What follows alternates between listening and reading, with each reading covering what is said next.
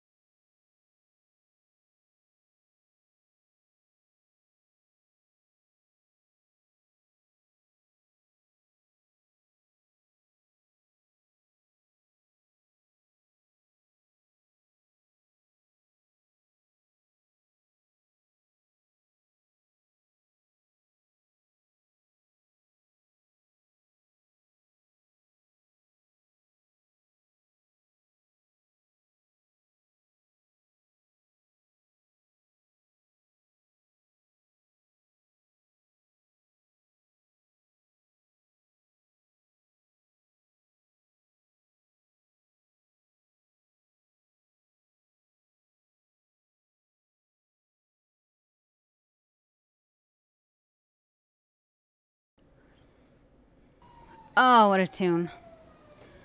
Play with fire. I'm hiding. I'm here. I'm here. How's it going, Livy Lulu? Clags. Sit as guardian. Heidi, hi. Roofy. Oh. I know that classic. Hi-oh. To play with fire. That's Shylock's.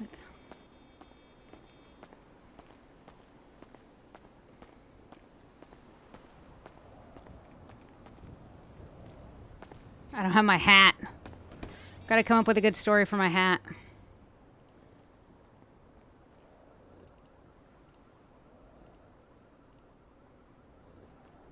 My fire. Hey, Jesse. What's up, Mary Jane? Your hair looks so pretty. You always have a hat on. I never get to see it. I know. I went hunting, and a murder kitty came out of nowhere, and I ran, and I lost my hat when I was running. No. I've They're looked so for like scary. 3 hours, and I couldn't find the damn thing, so Oh, no. I gave up, I and have I'm to starving. Buy a new one. Okay, what can I get Yeah, I you? have to go buy a new one. Can I get...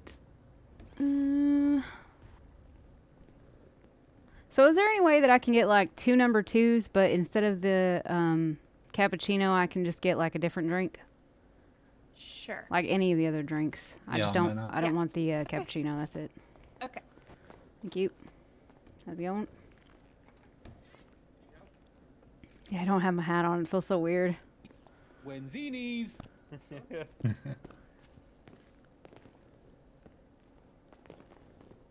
Come on, Lenny, do some work. Who have you served? I'm next, Lenny. I didn't ask who the fuck was next. Dio. Yeah, I got you. Sheesh. Dio, come over here, you ugly fuck. Oh, thank you. Can I Can I have a number 2, please? One number There's 2. invoice. Thank you. Thank you. Theo, mate. I just Okay, get abused then from that where I go. Thank I you. love you. Thank you. Aw. What do you mean get Like, abused? You're not seeing the amount of memes I've made of Everywhere we go. Riven? Either you no, guys I need haven't. anything? Check all over Everything he Twitter. does, he makes it look worse.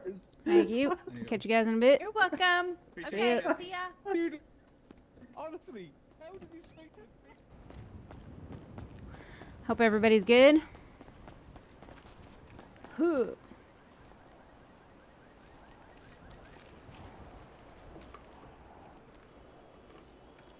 Huh.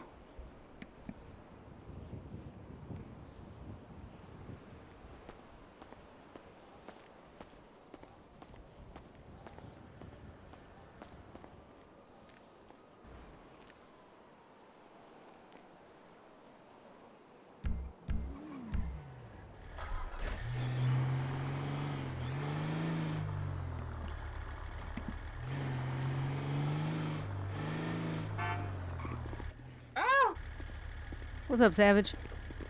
What's up, I honey? thought you were gonna hit me for a second there. I'm too good. How you doing today? I'm alright. How's shift? Good. Yeah, Nice. Just good. went on. Nice. Yeah, I'm just about to get on stuff. I just was starving, so I decided to get food first. I got you. Alright, see you in a bit.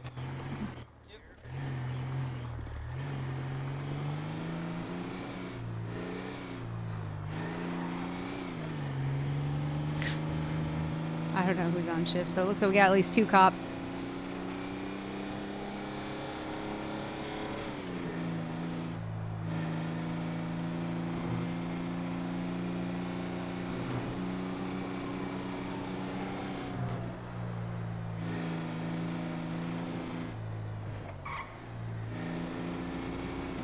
Hobby machine's open too, huh?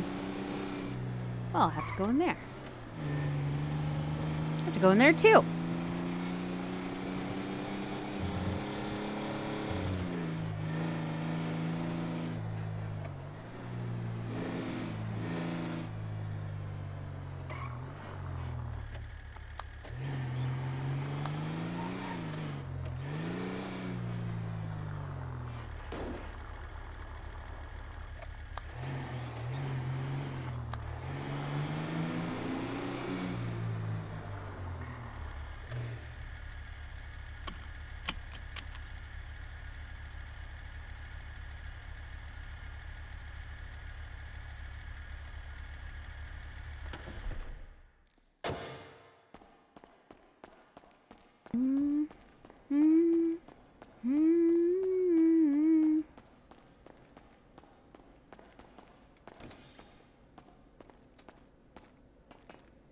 So you're Hawaiian. I wanna fill on your ass in Hawaii. I want the jet flag from fucking and flying.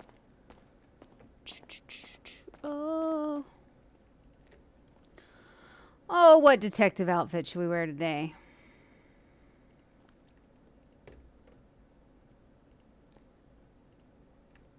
No, I wore that one the other day. Oh, yeah, there we go. Oh, I gotta put my neck badge on, though.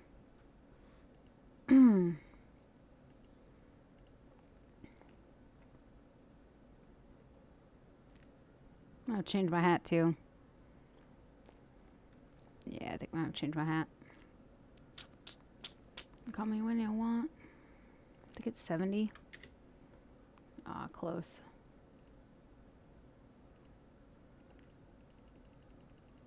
Maybe it's under bag. Maybe it's not even there.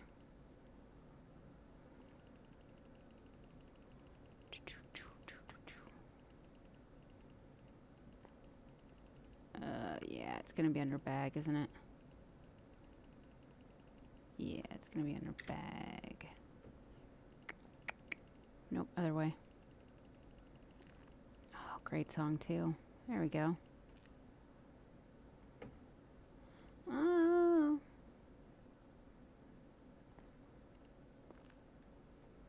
Hmm.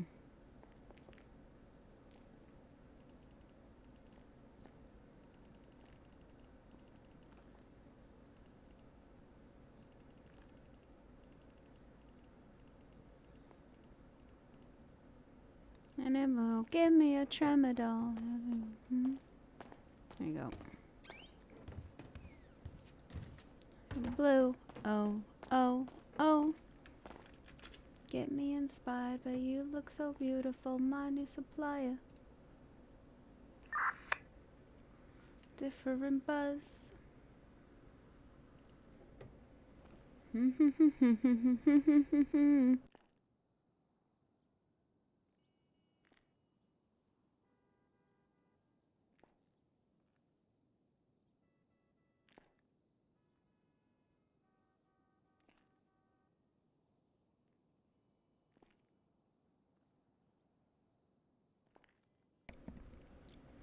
I'm going to shout out the only other person I know for sure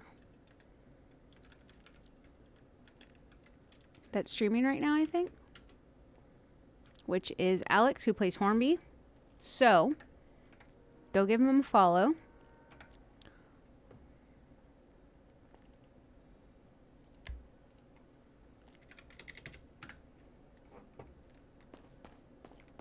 Used to be.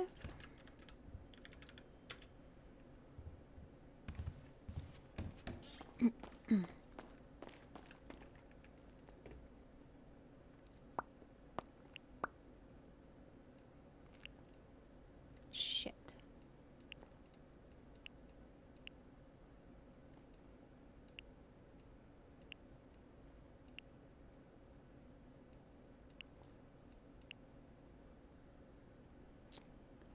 Put the bike away.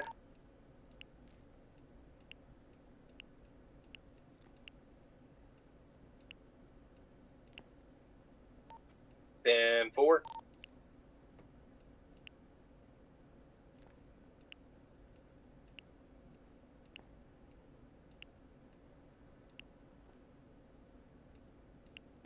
Don't try to give me cold water.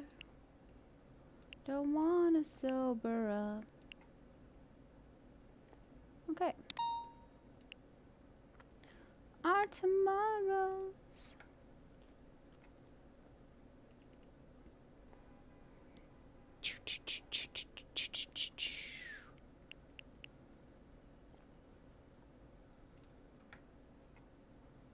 There we go. Boom. 23876, the most recent 1035. Boom.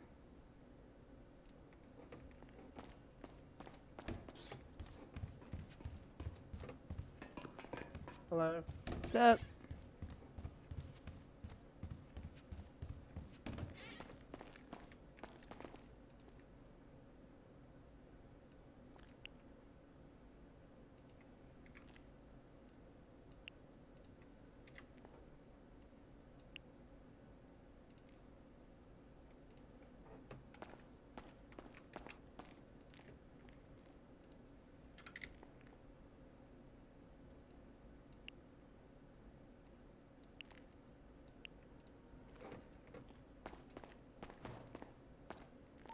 We have 2 dead locals on scene. We're gonna sweep for some evidence.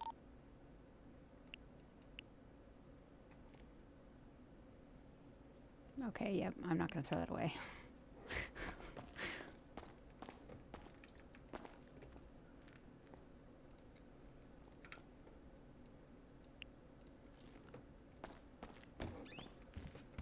We're gonna keep the booze.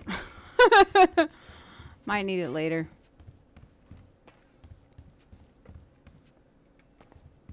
What are you doing? Nothing. Hornby, was the last of that casing from earlier WFAK? WFAK.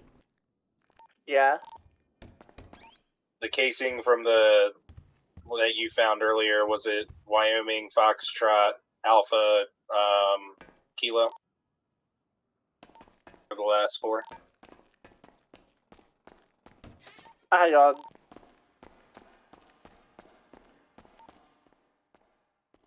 Foxtrot Alpha Kilo.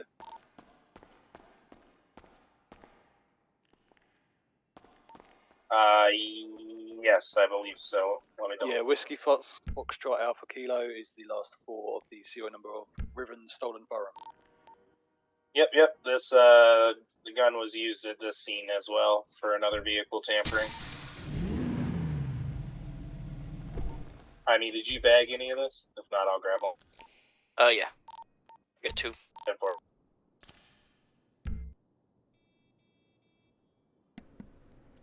Ah, look at Alex. He gave me a shout out. Look at him being so nice.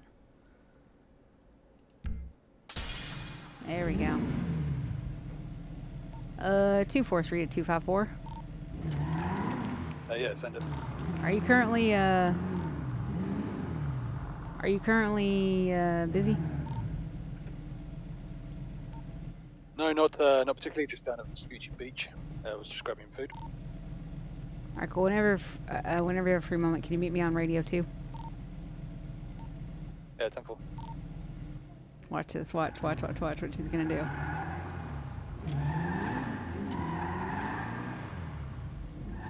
Everything good, James? Yeah, everything's good. I just had a question. Yep. Can I please commandeer a charger for detectives?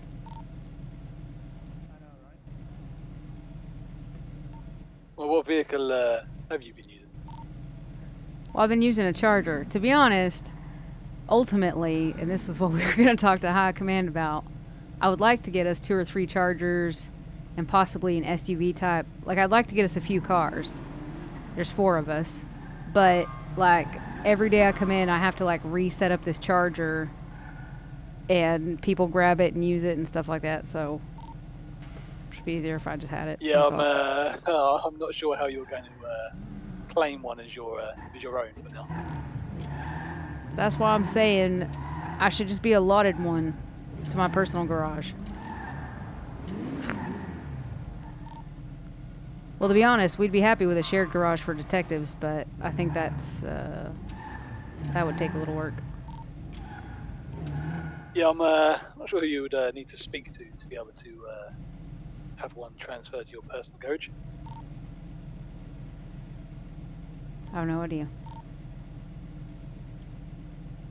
Well, I mean, before I just asked the chief, but you're the ass chief on shift, so. How would I go about transferring you one?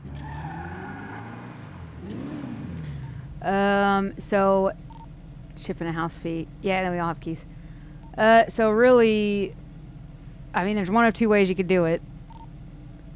Technically, you could use the budget to buy a charger right now and transfer it to me. Or it would have to be one that you already have ownership of.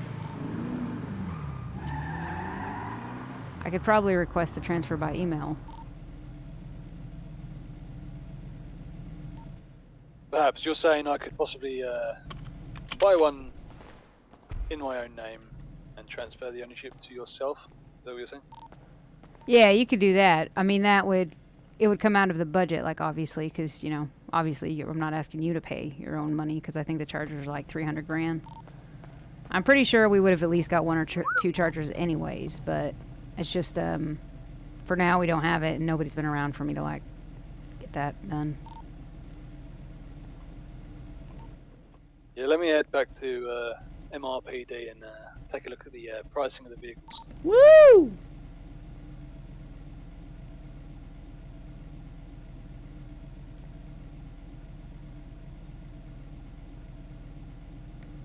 Yeah, we talked about that as Guardian. What's it looking like with the meeting happening on Saturday? I know that I'll be around, and I think Morgan's going to be around. I'm not sure about Peralta or Banks.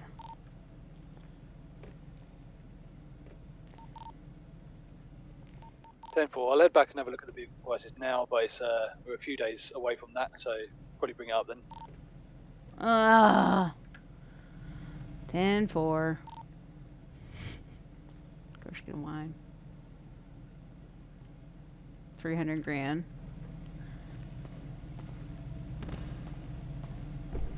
Yeah, I think my thing is the only thing about a detective's office and stuff like that though is that like I don't it just depends.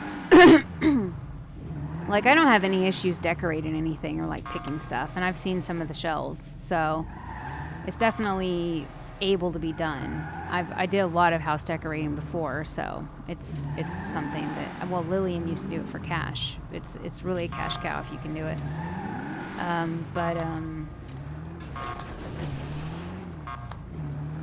Stupid. Can't even have the extras I want. But I think the only thing is like the teleport feature. Because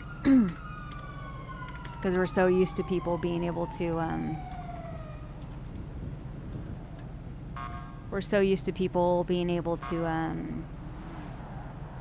just walk in the doors and things like that and stuff, so what's up? Hey, nice car. I know. It's not so mine every time though. You have to yeah, every time I have to come in, I have to take the livery off, take the mirrors off, take the bar off, and then I can't take the call sign off because you have to go to a mechanic to do that, but it means I'd be paying for, like, it'd be going on the ticket every time. Yeah, so it's all right. Like it's okay. It's just in a few days. I think part of our thing as well is like I don't even know what an if budget or if that's like something we're gonna have to like request from the mayor or something, because before we were gonna get a budget of like $500,000 and all I did was purchase us a couple of chargers for patrol, and then we were gonna look into more stuff, but then the new year happened and now a charger alone is like 300 grand. So yeah, that's $500,000 really ain't gonna do anything. So no, it's not. No. But I mean, at the same time, like I feel that, you know, there's not a lot of us, so we wouldn't need a lot of cars, but we do have like So practical who's the expenses. owner? Of this car? I have no idea. Davy Jones. He's Oh, he's no longer on the force. I could probably email Davey. Oh shit. I was trying to look at the thing. Yeah, because that'd be the easiest way to transfer ownership and make this transfer ownership to yourself. Yeah, so I could probably do that. So we're not. I mean, in general, I think Davey needs to be approached about all vehicles. If he doesn't work for if he doesn't work for us anymore, probably should be like, hey, you know, like those 20 cars you have, kind of. Yeah, he owns this as well. Oh, does he? Shit. Yeah, no, because I was talking to the guys, and like I think we want some patrol units. So I think we talked about 2 of these. And then I think we wanted something kind of like a Durango or a Jeep or like an SUV type that actually can patrol. Yeah. Yep. Because, well, I think there was going to be a Durango that was going to come in, but it never came in, or no department picked it up. So I think Banks was kind of pushing to see if we could get it. But anyways, yeah, that, and then like a few vans, which I'd already talked to you about. There's other things we want to try out and do. We talked about getting our own Yeah, like you say, location. half a million budget. Doesn't get this much time anywhere these wouldn't days. Stretch very far. No. Yeah, well, and even then, I mean, the budget for PD was healthy and the economy was not as bad, so, you know, we also had leeway to get things. But same thing, like we're trying to look for like a detective space, you know, because it's hard to come in here and have people like interviewed or interrogated because there's always people running in and out. You got people yelling, you can hear people upstairs. It's just, sometimes it's just a lot and it's hard to conduct things. That's not ideal, is it? No. Yeah, and then you don't know who's going to see people coming in and out, so as well. So yeah, so if you're trying to do some, like undercover, you know, on the low key interrogations, yeah, you don't want to. Yeah, so we've considered. Eyes on it. Yeah, I mean, on either end, you know, we don't want officers or civilians or whatever that might be. No. Exactly, so I think we've considered. I mean, the thing is there's no departments right now, so we've considered every building. We've considered Davis. Because even though sheriffs had it, they like never used it. Yeah, who's but then I heard the department wants that in the future. Yeah, exactly. Well, my thing is that from what I've heard, there's 3 or 4 that want to kind of throw their hat in for BCSO, and from what I've heard, most of them want to be up in Sandy. Yeah. So, and I'm like, well, if they're up there, then they're not going to want Davis. No, it seems like there's a station going there. Yep. Same for La Mesa. I haven't heard anything about troopers at all from anybody. But my thing is theirs was La Mesa, so I'm just like, well, then if they don't want it, that's another possibility. It was, and that didn't get used a whole lot either. Yeah, it didn't get used either. I think my thing is yeah, would we use it daily? Not if we're doing normal cop stuff, but if we have a building, then when it comes down to questioning, interrogation, lab tests, whatever, I'm going to push for us to use it. Definitely taken. Oh, absolutely, yeah. I would agree with that. Take them off. Yeah. A more private setting. Yeah. Well, I'll see if I can't get a couple of these off Davy. And stuff like that. I think that's the way to go. That's probably going to be the easiest way to do it. I mean, like, I don't want to use the budget either, but, like, I feel that we have, like, I don't know, between all the patrol units, I think we have, like, what, 20 Chargers, I think? 20 Chargers and, like, 20 Vics and, like, 10 Explorers, 10 other types, and I'm thinking, surely we can have 2 for detectives. Yeah, and it's not like all officers are taking the Charger out anyway. I see quite a yeah, few not at all at the taking time. The Explorer and Tahoes are getting used. Someone's out in a Yeah, Ram, Chargers, so, the Charger, yeah. Variety's being used these days. The Ram, yeah, so exactly. But yeah, it's just so we can get it, and so that way, because it's that, we can like change it, and it'll be cleaned up every time mostly. So. Yeah, that'd be much easier. Yeah, cool. All right, well, I'll see if I can press that forward and stuff like that. And then if people change their mind at the high command meeting, then I'll just transfer it back to somebody. It's not a big deal. Not a big deal. So, cool. Speaking of investigating, I got to I got some leads to chase up. Yeah, how are things going? Yeah, they're all right. I got a bunch of leads on the warrants and everything. Apparently, Wenzel Ryder, that's who I'm going to go pop in on. Apparently, Wenzel Ryder showed up at the hospital for Claggy's medicine, which I knew was only a matter of time. Ah, okay. So he showed up, and I'm thinking, well, if you haven't talked to him in days, then why did you show up now looking for his medicine? And the day that he showed up looking for medicine is the day after I told Molly Jones that they had all escaped.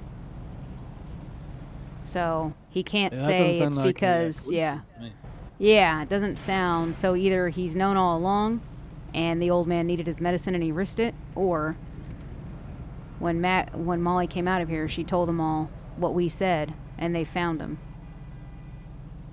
So I visited Molly Jones last night as well. She told me that I asked her what's going on with the warrants. So the warrant's been extended. I got that today, just like an hour and a half ago. Judge Shelby has extended it to 7 days, so I have till the 20th. Excellent. So I have till Sunday.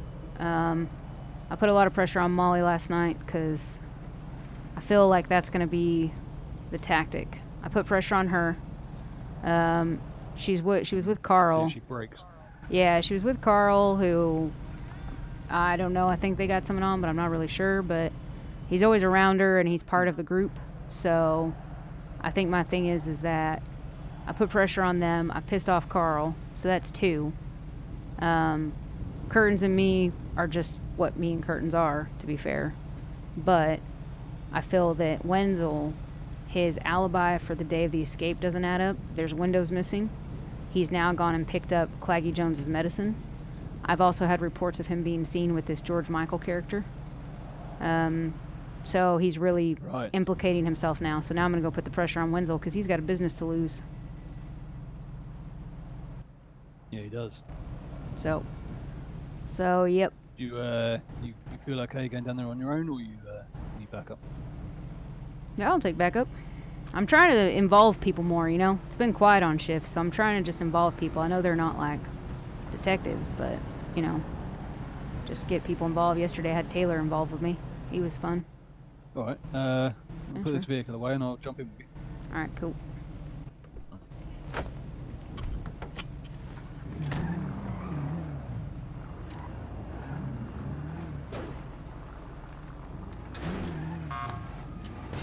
Oh shit.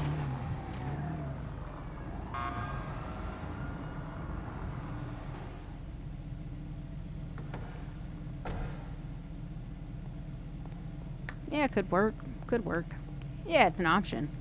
I'm not opposed to it.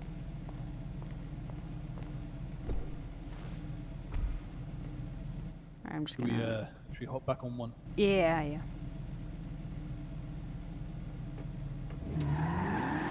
243 back on one.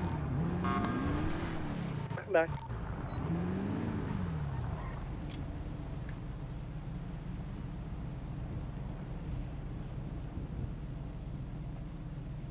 I'm on my way back to PD anyway. 23876 to MRPD.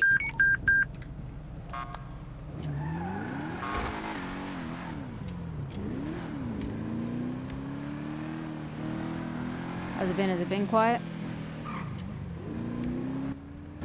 Yeah, there was a house robbery or something earlier that happened. Suspect was on a motorcycle. Of course. Other than that, I think some vehicle thefts with some shots fired. But the firearm being used is a stolen firearm from Ribbon Wyvern. Ah, okay. She's reported it stolen then? She has, yeah. I took her statement. That's I was doing that down at Vespucci Beach. I gotcha.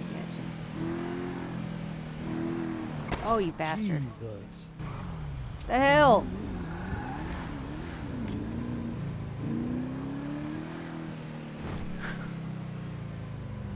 These locals just don't have any respect. We know Wenzel's here. We just, I'm just popping in, you know, keep him on his toes and then ask him to come down and answer some questions. It's the way you just kind of have to catch him these days. I know yesterday me and Taylor tried to and he wasn't about, so he may not be about now. Oh no, it's unlocked.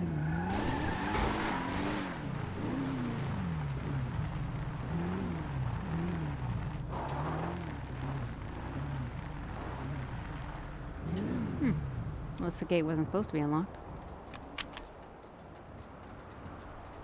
I'll give him a call.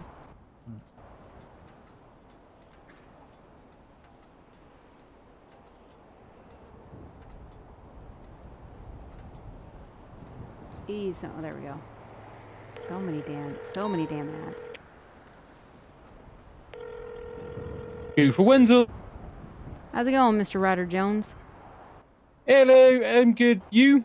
Yeah, I'm alright. This How is can I help? Jesse James, if you didn't know. I guessed. I worked it out. Good. You'll be a detective yet, you know. Oh shit! Is that you deputizing me? No. I can't do that officially. Brad, I've just been deputized. Jesse James, she just deputized me. Apparently, I'm a detective. Oh, nice. What's the pay like? It's not great. You probably make more money than I do. Shit pay though. That's fine. I get a badge and a gun, right? Maybe I'll give you like a little honorary badge, maybe.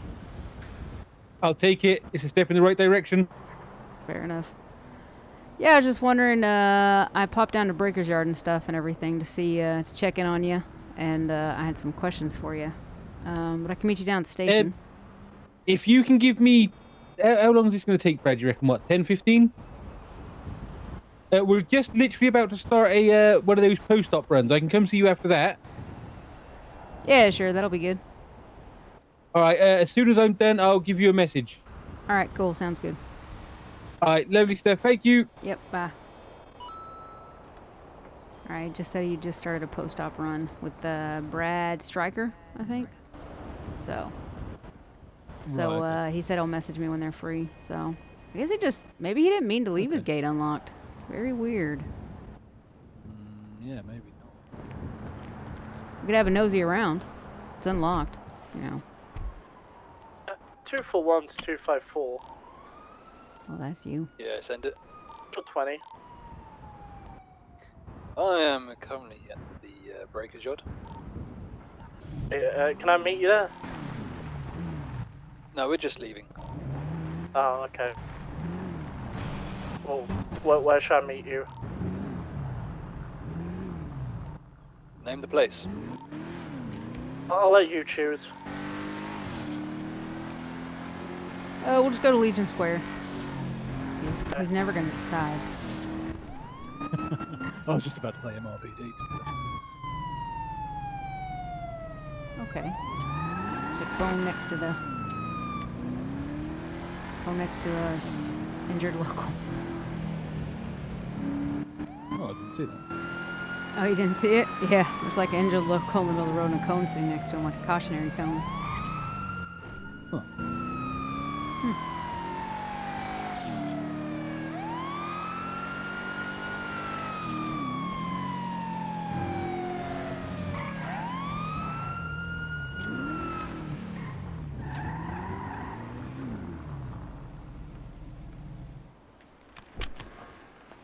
Oh, man.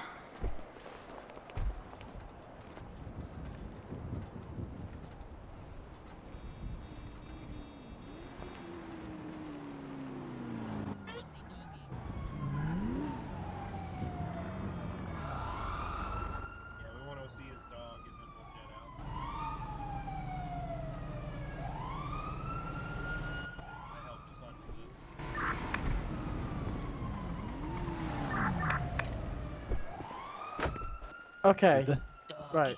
I think I've done a good investment here. I think I can. You're making train me sound like this- it's a bad one by just saying this. Doggy! Oh my word! I can. What's up, big guy? He's a good boy. Oh, no. where'd you? Can it be my? Where'd you Can get? Huh? What's up, We don't have what a are you doing, we cowboy? don't have a canine department at the moment. Maybe it will be in people's. You know, when people are looking to set up department proposals, maybe they'll have mention a canine unit, but currently we don't have Yeah. one. But where did you get this? Up I just. So cute. Oh, from? Some farm. woman in Harmony. You haven't just taken this dog, have you? From a You farm? No. Are you sure you I just need to find out where I could get dog food. You can't get it at the pet store?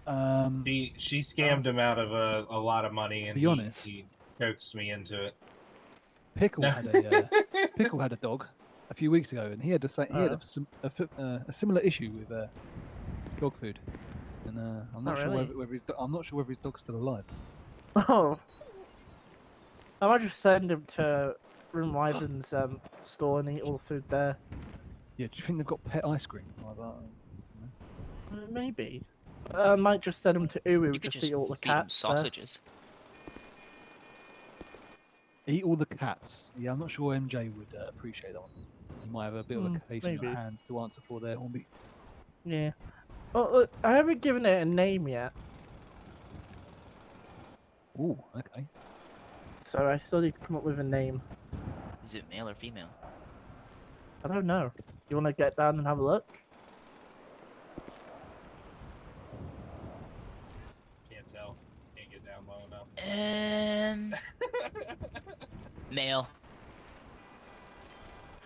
Yeah, that's a definite male, is it?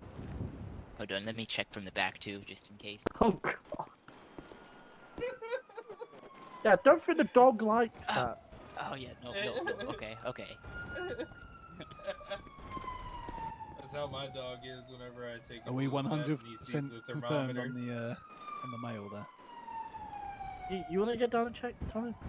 Yeah, I'm all good. We're 100% I'm all good. there. I mean, I have got gloves on, but that's not what what these gloves were made for. What these gloves were made for. I have so many things I wanted to say. Everything comes. Oh, yeah. Oh, what is? This is Oh Zip my line. gosh. Definitely male. Hornby. I think you may need to take this to the vet. And, yeah. No. You really like It seems to have an issue with something and being out in public. It's not a good look, Hornby. Yeah.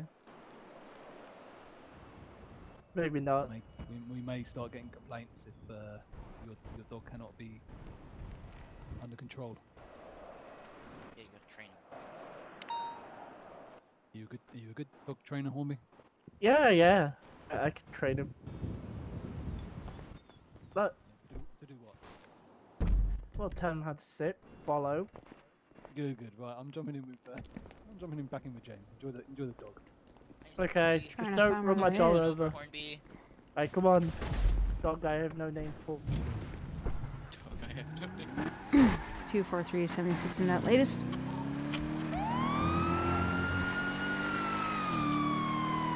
Yeah, 284, same traffic. I think I marked the right one. Those are hard to find. Yeah, it seems the right one from the location detail. If it turns out to be the same casing as the other scenes, we kind of have like an ongoing report from today. Report.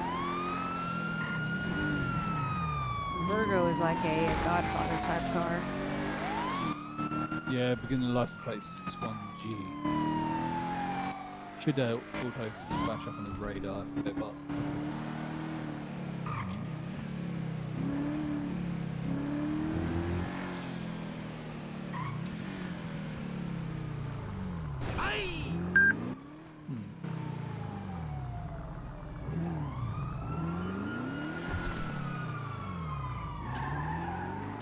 Well, this vehicle here seems to be locked. What's that? Patrol around the area. There's no car immediately here. 10-4. I'm gonna put 6 up in the hills a little bit. The current Sultan on scene was reported stolen earlier. 10-4.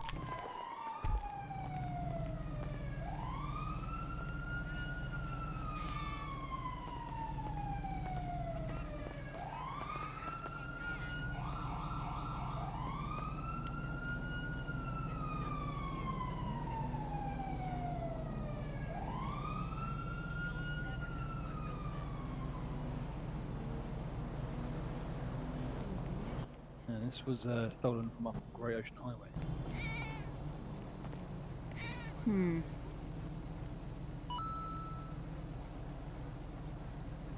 Wild Oats and Diddy and Drive Code 4.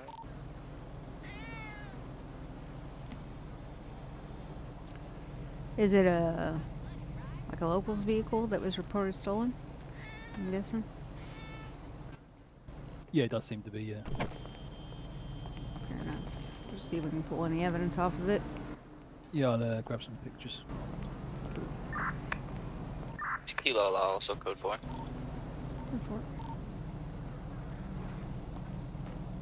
Okay, doesn't seem to be any evidence inside.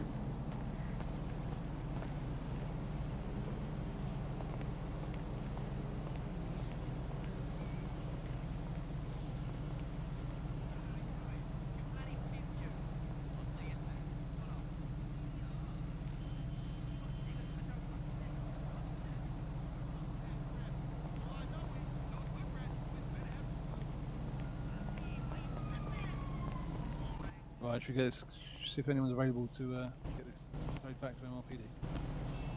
North Archer to Yep. Spanish looks clear also.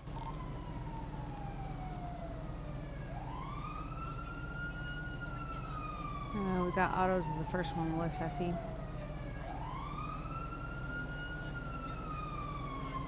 Oh, her phone's busy.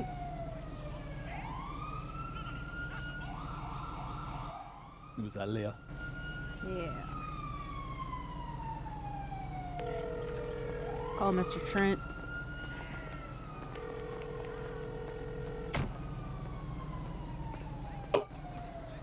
Hello, Mr. Trent. This is Jesse James with LSPD. How you doing, Jesse? Big Bank Code Yeah, alright. Yep. I was wondering, is it possible to get a tow from you guys up to MRPD? Tough? Yeah. What do you need me? We are in the alley right next to Big Bank. Off of between postcode 7088 and 7089. It's in that alley. Alley off of Big Bang. I'm sure I'll find you. Off Alta. Yeah. Cool. I'll be up there in a few minutes. Alright, cool, thanks. Bye.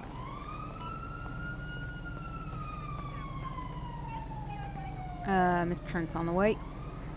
So that works. Immediate Oh, this areas seems, code 4. interesting.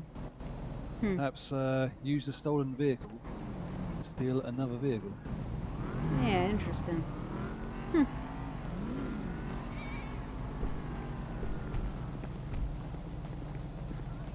We got a tow truck coming, so Okay.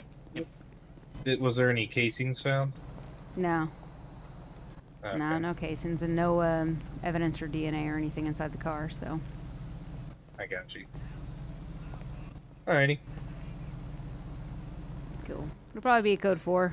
We're just gonna wait for the tow truck and take it back to MRPD. Alright, 10-4. Cool.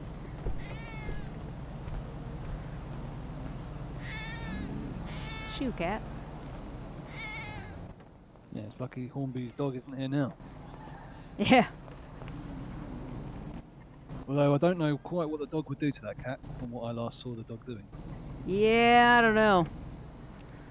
Yeah, I don't think have- yeah, I don't know. Interesting which one he's bought there. Tend to. No idea.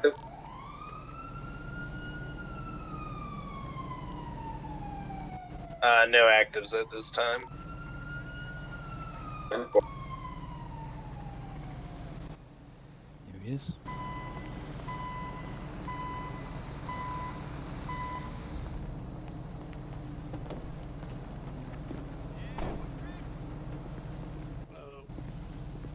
What's up? Thank you. And back to PD, yeah? Yes, please. Not a problem.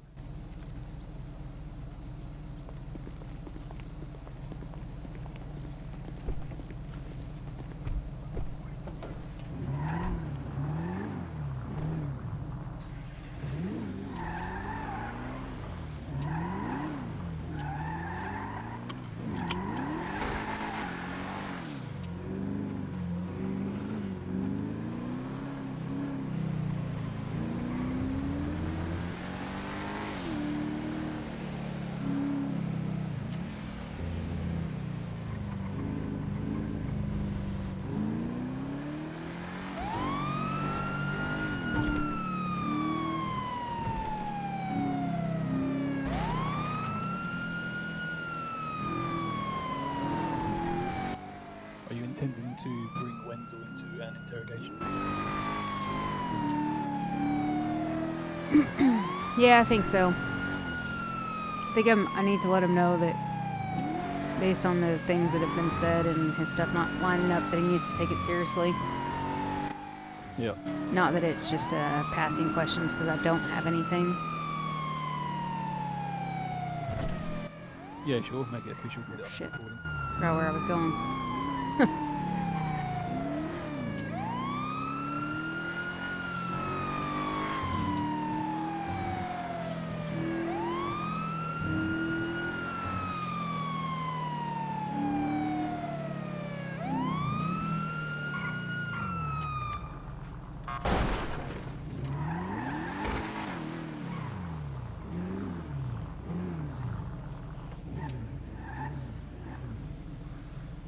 It's always funny the ones that don't back up in, that they go straight in and then they get stuck in here.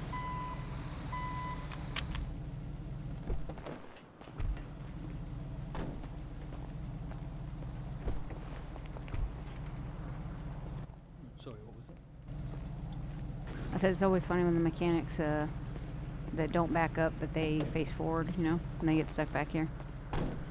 Thanks, Mr. Trent. Oh, good. Have a good day. See ya.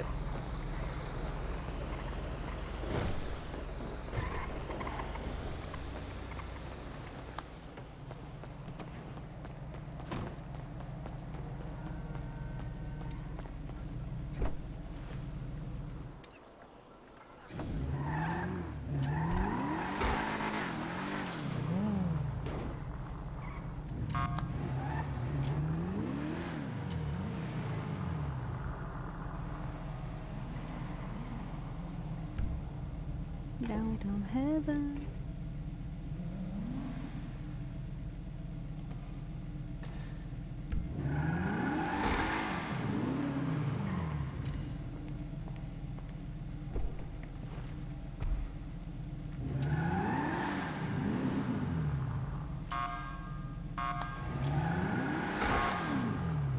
Yeah, 'cause I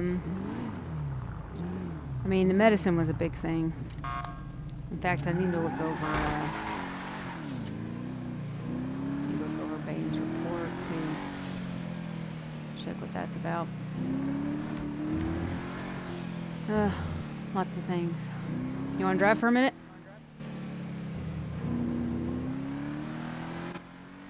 Yeah, can do.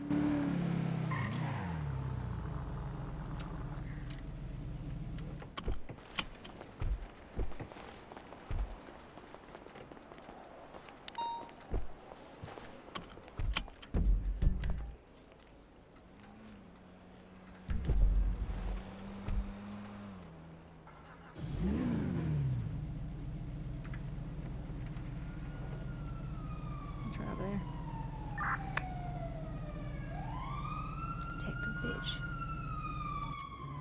204, going to 76 the latest vehicle tampering. For show 252 in traffic.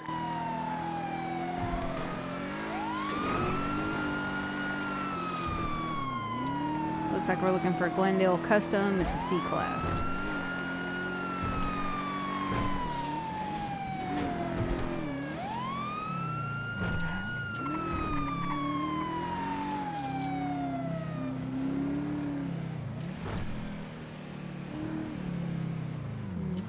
Looks like it would have been in the parking lot. Looks to be code 4 here, just going to look around for evidence.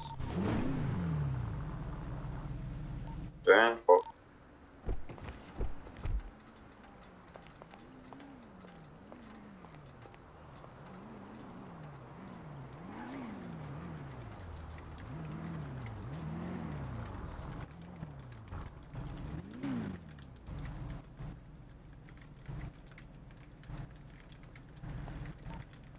Nothing on scene, code 4.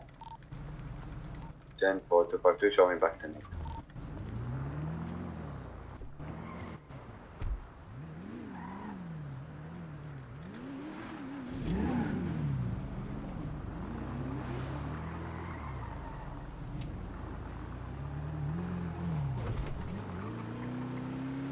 That's quick.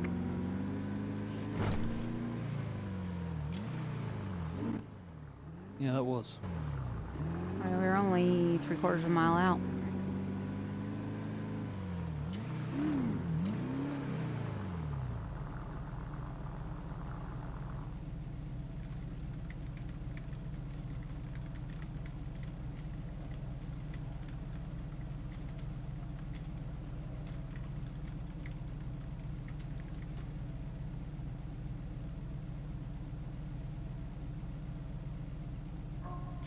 Yeah, so he picked up the medicine yesterday.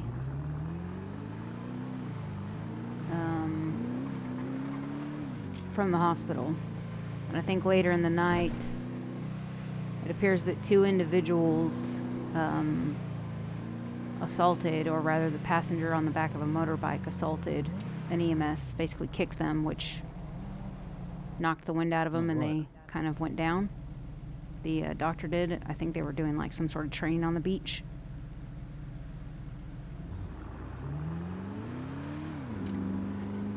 But one of the, so it looks like Nairdwood, so Jesse, recognized who he believes the driver of the bike to be, Claggy Jones. And Luna Ellis says Claggy Jones as well.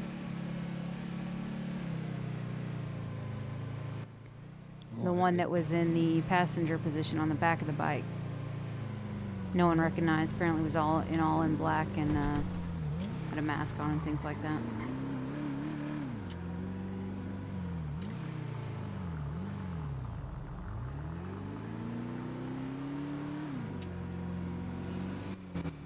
Was the EMS personnel okay?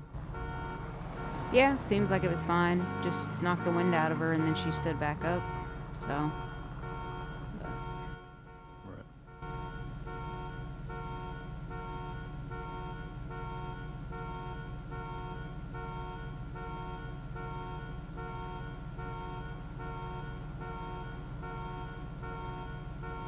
So it looks like they got mixed up with some biker types, but.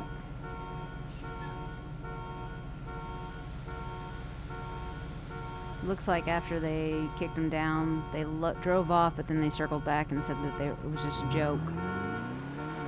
So I don't know. Some funny joke. Yeah.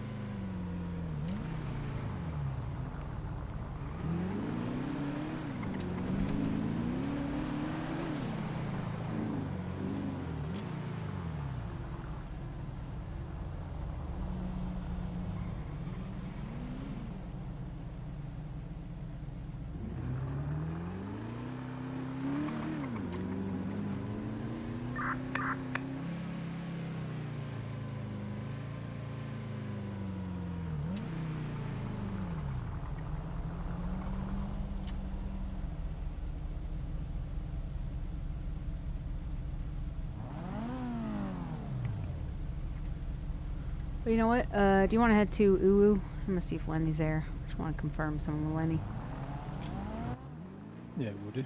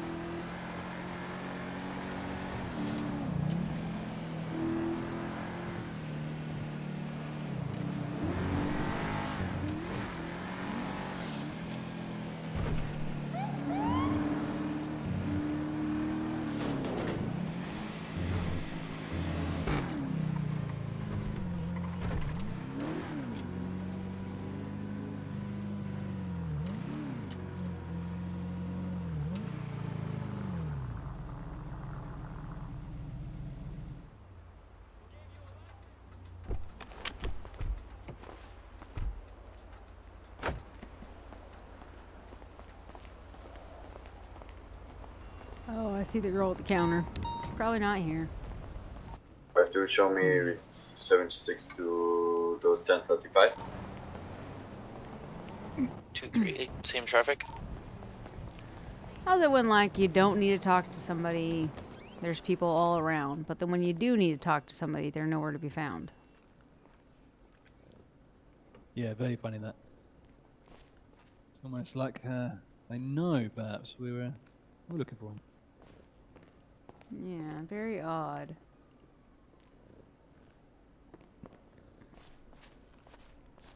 What's your telephone number start with? Is it 28? No, wait. What does your number start with? Oh, Ashton Trent is 554.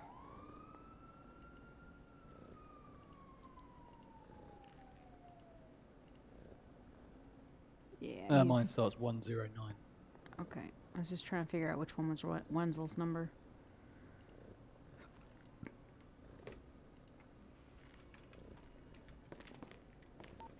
Two 323. I'll just send chocolate. Is code 4, but there is a local down. Gonna check out for some evidence. And for my vehicle just flagged a plate, but I don't see any vehicles here.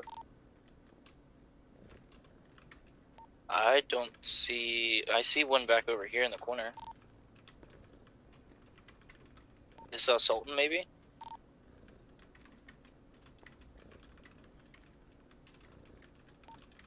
there another Sultan there? A firm black. Black Yeah, has the a last one gunshot. was, the previous Sultan was in the dispatch call, had been stolen earlier.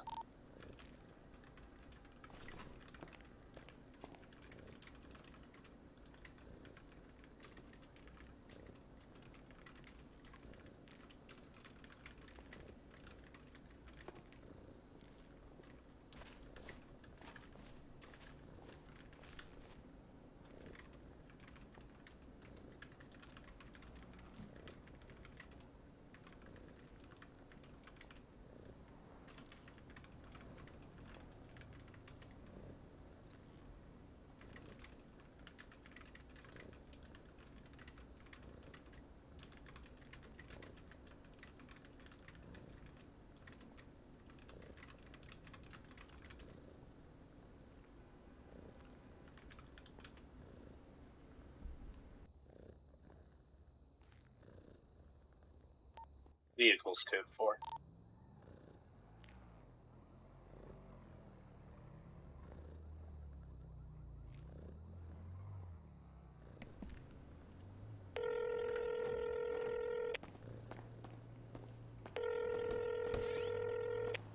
It's the man that made the legend go for Gustavo. Alright, dial it back, Gustavo. Jesus. I don't know about that. Oh my god. Okay. Why do you sound ill? Are you poorly? Would you like No. me to get you some medication? Are you offering an officer drugs? You eating while you're on the phone to me? Sorry, what? I can hear you putting food in your mouth while you're on the phone to me. I'm not. Yeah, okay. Yeah, I'm also not. I'm talking. Yeah, what's up, Jesse? I'm fucking with you. What's up? Yeah, you better be careful because you may not own a business, but your good friend Mary Jane does. Oh, is that a threat now against my friends? Is it? No, I'm just informing you in case you didn't know that she owns a business. I'm aware she. What the fuck? What are you saying? What you're saying a lot of words, but I'm not understanding. This scene's code 4. I'm just gonna call Tow for this. Not Yeah, do well, anything unethical. Wait, what? What? No idea. Hello? Hello, can you hear me? Yes, I can hear you. What's up? Yeah, I just had to check. Could you do me a favor? Okay. And can you tell me, I remember I asked you the question before, but I just want to confirm that on Sunday, the 6th, I believe, you were working at Uwu Cafe between the hours of 7:30 and 9:30? Oh my god, I struggle to remember what I did yesterday, James. Well, I mean, you told me you keep a diary, and that's what you pulled up last time, so... I keep a diary of important things, okay? Going to work to me, I mean, is important, but not important to that degree, okay? So are you telling me you lied last time when I asked you questions that you weren't looking up at time? No. Okay, don't try to do your cop thing and twist my words. Don't do that shit. Okay, no. Okay, so Don't do that. Were you working at Uwu Cafe on Sunday the 6th? I want to say yes, but because that's where I always fucking am. I told you I said Uwu. I was more likely at Uwu. And if you use it like, oh, you was actually down at Barefoot, we saw you on CCTV. Well, that's just being pedantic. No, I mean, I think that's literally using legal resources to find out where you actually were, Mr. Gustavo. My knowledge, I was at the Oval. All right. And do you think Mary Jane could collaborate this, or maybe has timestamp records of you being at UU? I don't even know if Mary Jane collects timestamp records. I can ask her, or you can ask her. All right, cool. I'll jot it down. I don't know if she keeps timestamp records. We have a few employees. I mean, I say a few fucking who's on ship, but that's for another conversation. Am I right? Yeah. Every time. All right, cool. All right, I just wanted to double check on that. Oh, okay. All right, thank you, Mr. Gustavo. Talk to you later. Thank you. Bye-bye. Bye.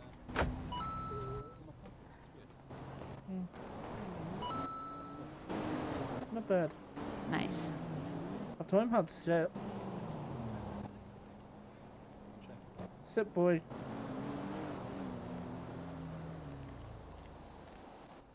It's pretty impressive, aren't we? Mm-hmm. You managed to do that without any treats. Skill. It must be. You some sort of dog whisperer. I can talk, dog. Dog. Yeah. You know, I really like Harry Potter, where Harry Potter can talk snake. Yeah, parcel tongue. Yeah. I can talk dog. I mean, when Harry Potter speaks to a snake, yeah, it's got that fancy parcel tongue. What it's called. I wonder what it would be called if you when you speak to dogs. But look, I tell him. I can tell him. I can tell him to. Thank you for the hydrate. Sleep, boy, sleep. That's quite good. When he's starting to. He's having so much fun with his dog. Just tell him to sleep, yeah. Yeah, yeah. Mm-hmm. That's right. Have you named him yet? Nope. Maybe you should give him a name before you're trying to, like, just make him do all this stuff without having dog food for him. I'm still, that's what I'm still trying to find. Speak dog language. Well, yeah, but you shouldn't be making him dance for your entertainment. He could be hungry. I'm still I trying swear to to find gosh, the I'm gonna food. delete Bane. You're gonna delete what? Bane? Yeah, maybe. Almost Why? sounds like a threat.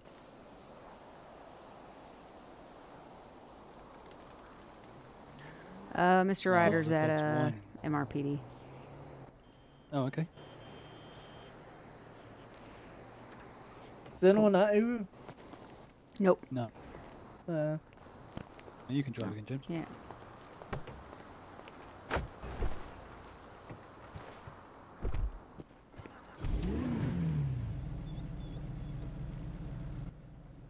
Take care of that dog, Hornby.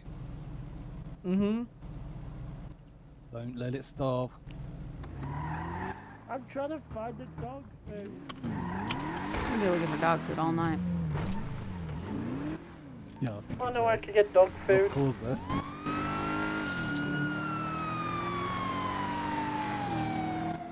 I think at Vespucci Beach, the stores there have dog food. I'm not sure. Really? I am not sure. There was a shop for dog food, I believe. I'm not sure.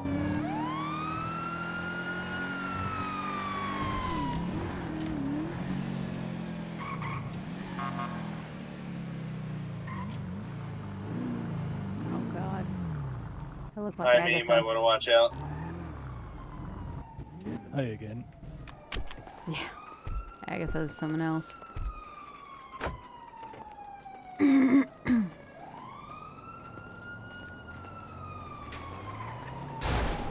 Jesus Christ. Jesus, what the hell?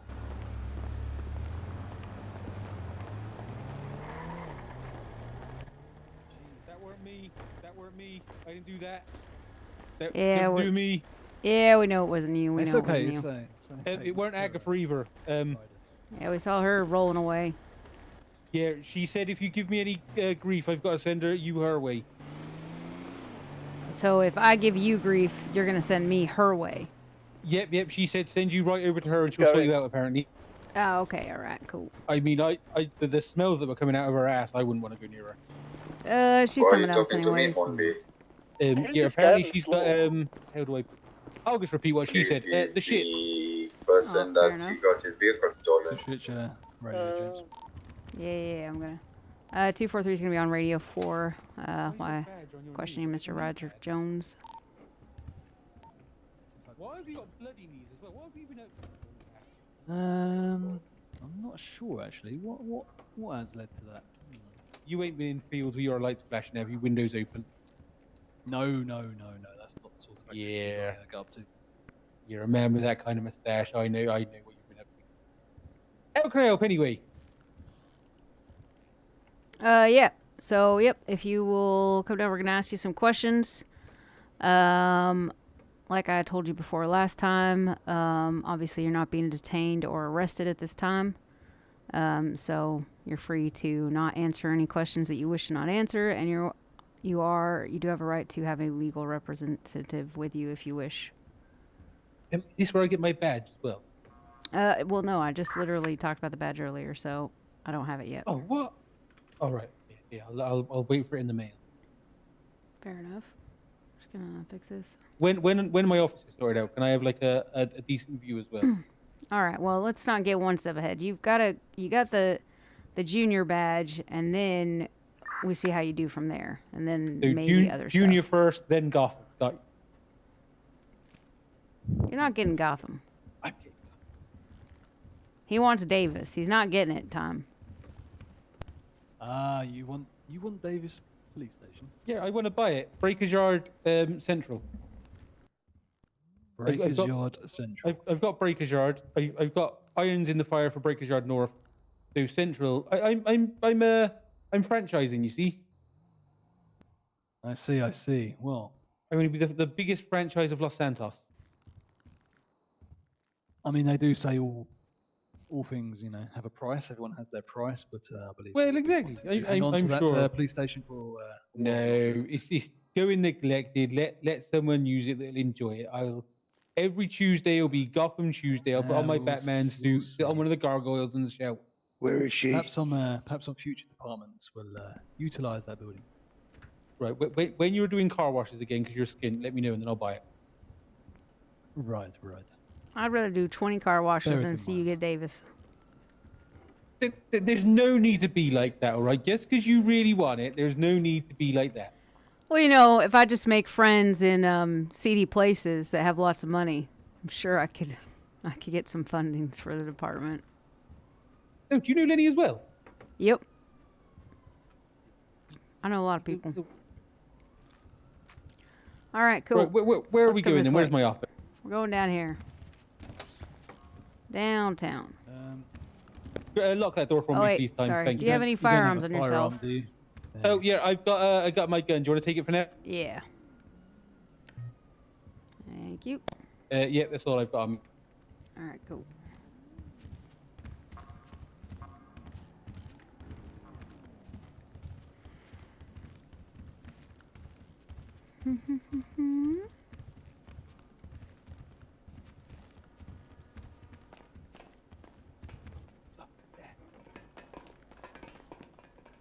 Well, it's the captain's office.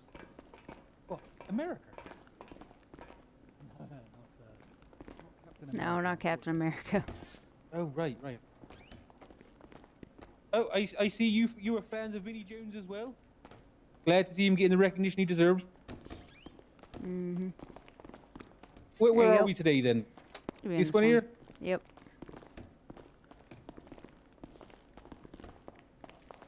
Sweet. You just have a seat. Could have got more comfy seats. Like, a bit of padding wouldn't hurt. Yeah, I mean, it'd be nice, wouldn't it? Like a lazy boy or recliner or something, cozy. Yeah, exactly.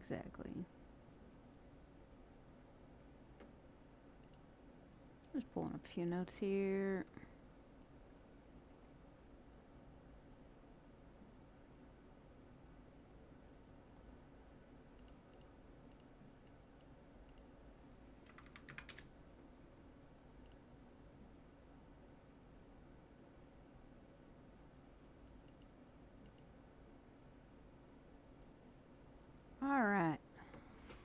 Good for food and water and everything? Yep, I'm all good. I stopped at Uber early. That's very nice. Cool.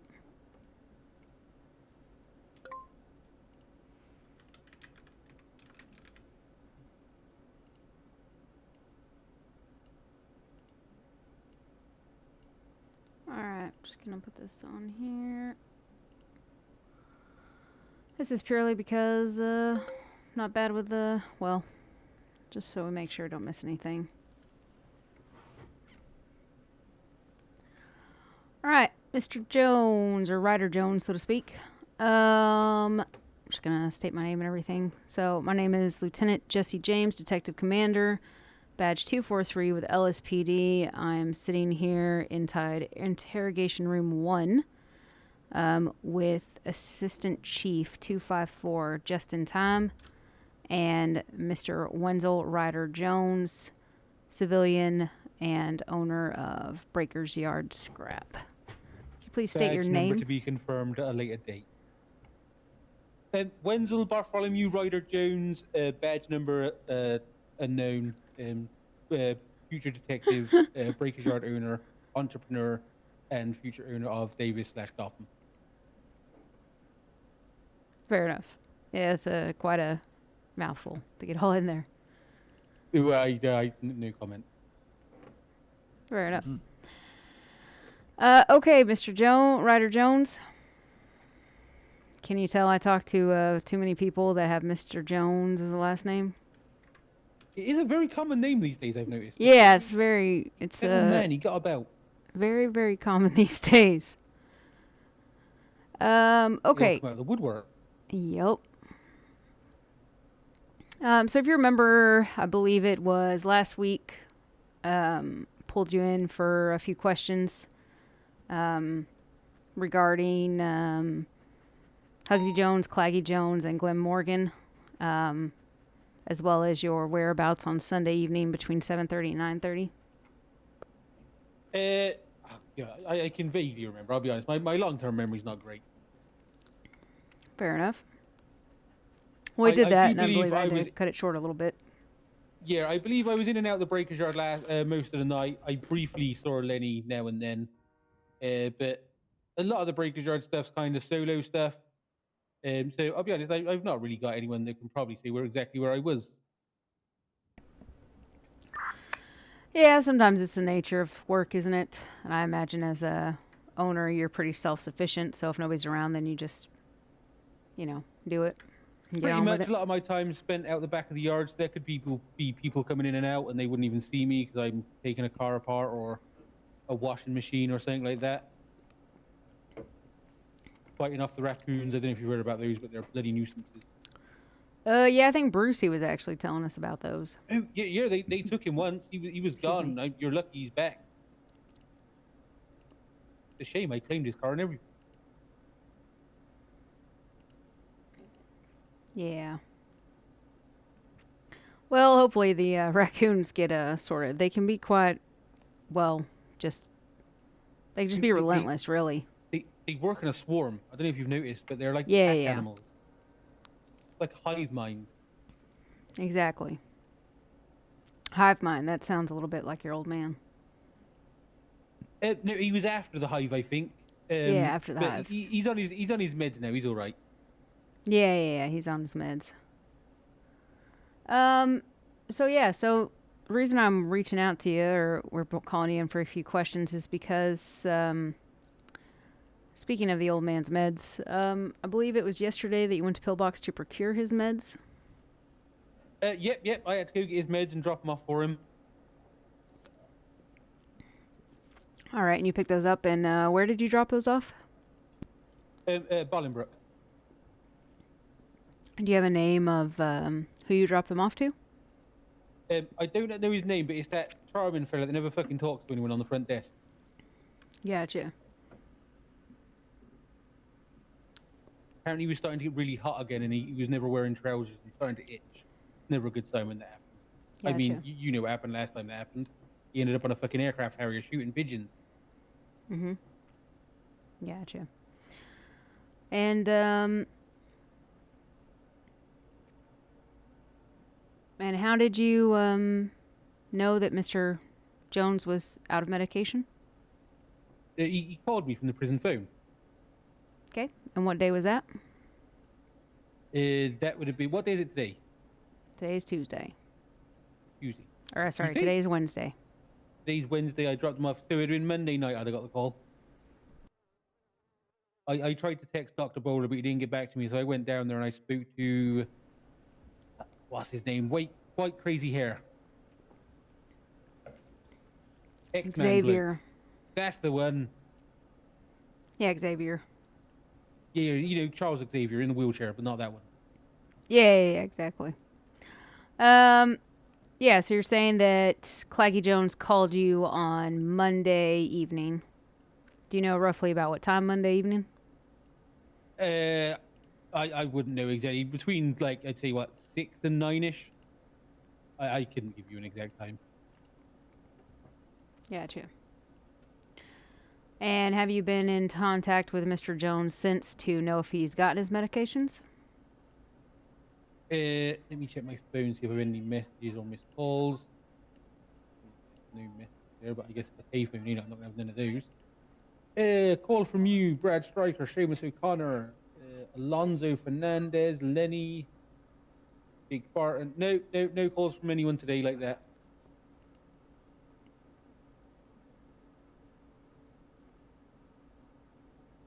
Okay. And how did you previously make sure that Claggy Jones received his medicine? What, before this, or? Mm-hmm. So Yep. usually, if Dr. Bowler wasn't about to get him down there, I was when it was all set up with his medication, I was named as, I don't know what the right word is, but the person that can collect his prescription. Mm-hmm. So there's been a time before this that I had to go and drop it off as well when he was running low. Okay. And did you leave it at the desk at that point as well?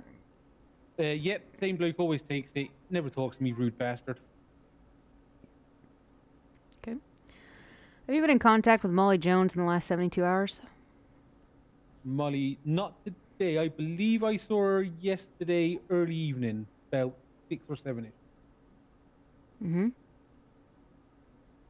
Spoke to her for about 10 minutes. That was about it, not much else. Gotcha. Have you been in contact with Curtin Jones over the last 72 hours? Last I saw Curtains was yesterday early evening. We had a bit of a disagreement because I was telling him he's got to pay for any materials he uses out of the yard and he didn't like it, and then he disappeared. I've not seen him since.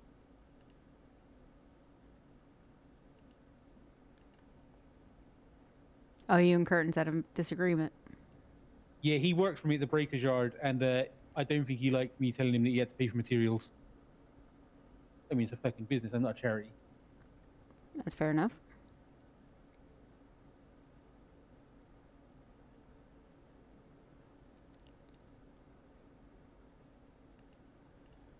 Gotcha. So when was the last time you said you spoke to Molly? Molly would have been roughly about the same time as I spoke to the Curtains. I think I briefly saw him around Uwu somewhere, and then I went off and started doing my own things. So you said this was on Monday, or you said which day? No, this would have been yesterday. Yesterday. Okay, so you spoke to both of them yesterday, earlier in the evening. Curtains. Yeah, I saw. I think Molly was with Carl. I saw them briefly, and then I think they went to work at sanitation. They've both got a job down there, and obviously that's just down the road from my yard. They sometimes park their car out the front or in there, keep it safe. So I think I briefly saw him in passing then Curtains was inside the yard. Lenny was there at the same time when Curtains was moaning about not getting free materials, so he can tell you about that as well. Because we also had Billy Pope, Jake Barton, and Alonso were down there selling me some materials at the time when Curtains was having a disagreement. Mm-hmm. And then he pretty much disappeared. I've not seen him since. Gotcha. And can you tell me? I know you were around last night because I did see some ads out and stuff. Can you tell me what you got up to last night? Last night, what did I do last night? I think I was breaking down some scrap I hung around in Uwu for a couple of hours talking to Lenny, MJ, Brad. Well, I bought some stuff off of Billy Pope. He brought some stuff in. There might have been some very small orders went out, nothing major. A bit of a boring one. I kind of went to bed early because not much was going on. Obviously, I went and got his prescription as well and dropped that off up there. Gotcha. Were you down at Vespucci Beach at all last night, Mr. Jones? I might have popped into Bearco when Lenny was down there. Or did I? Possibly. I can't remember. Do you remember being with an individual that was dressed in all black? No. Okay. I mean, Lenny wears black sometimes, but usually pink. Nah, this guy would have been in all black. Mask. I believe glasses. Possibly scraggly hair. A hat. Okay. Did you see any individual matching that description down at the beach? I mean, it's possible. There was quite a lot of people when I was down there. It was quite busy in not Bearco, the other one next door, Jewel Place, Moe's Jewels. Pawn shop was quite busy, so there was about 5 or 6 people down there when I went down there. Mm-hmm. Okay. Did you come in contact with or have anything to do with a motorcycle down at the beach? The only motorcycle I've been in contact recently is BJ's one in the yard, but that, to be fair, he never usually leaves the yard with that one. It's crap like. And by come in contact, do you mean touch it or just be in the vicinity of it? Just in the vicinity. He likes to do laps of the yard, patrolling, keeping the raccoons at bay. They don't like the noise of the engine. Gotcha. Are you saying you've had no other customers come through your yard that ride motorcycles? Possibly. I know, what's his name? The guy that runs, he's one of your guys, works at the hunting shack. He's been in and out of there a couple of times. Travis? Yeah, Travis has a bike. Yeah, he's been out there. I mean, there could have been others in and out the yard. I mean, I'm not always there. I don't always see everyone come in and out. It could have been Lenny that dealt with him. It could have been BJ, Curtains.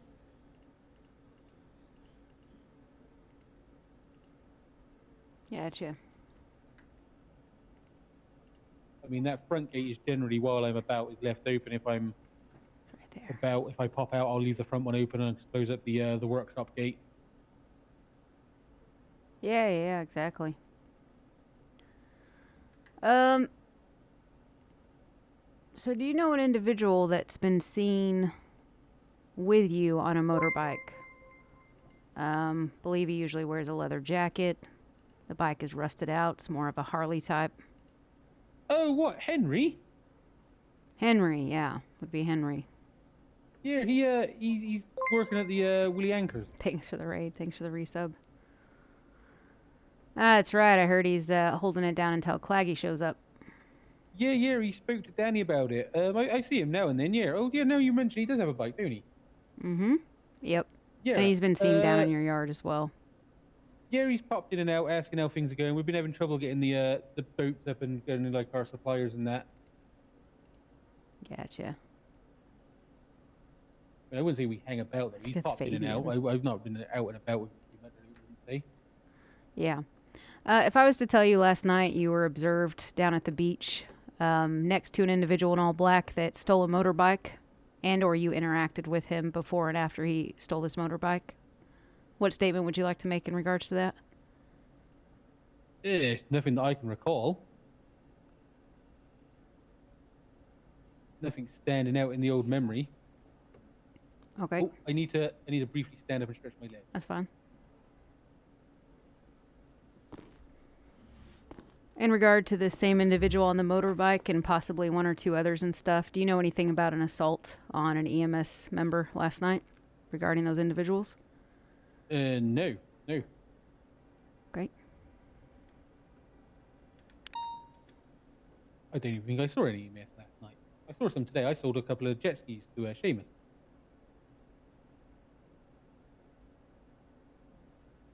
Thank you very much. Okay. Mr. Ryder Jones, do you know anybody by the name of George Michael? What, the singer? Not the singer, but... Oh, right. I've heard the name George thrown about lately, but I've not really spoken to him or met him. Okay. And what do you know about George Michael? We're not talking the singer, right? Nope, not the singer. This individual that you said you've heard his name thrown about. Not too much, to be honest. Not really someone I hang around with. I spend most of my time down at Uwu if I'm not in the yard these days, I'll be honest. Okay.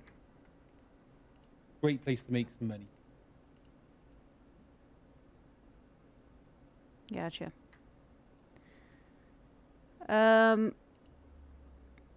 Who are the current employees at your yard, Mr. Ryder Jones? So I currently employ myself, Lenny, BJ, and as of now, Curtains, but we'll see. Okay, so yourself, Brucey Jones, Lenny Gustavo, and Curtin Jones. That is correct. All right. And those are the only employees you have on your books? Yep. Okay.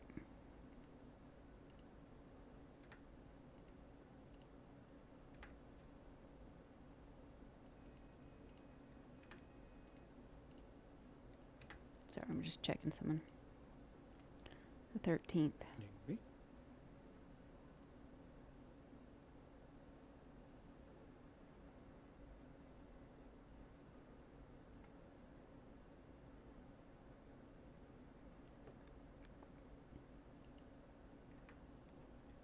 Okay. All right, Mr. Ryder Jones, I'm just going to come out with it. You said last night that you talked to Molly Jones early in the evening, as well as possibly Curtin Jones? Yep. Yep, early in the evening.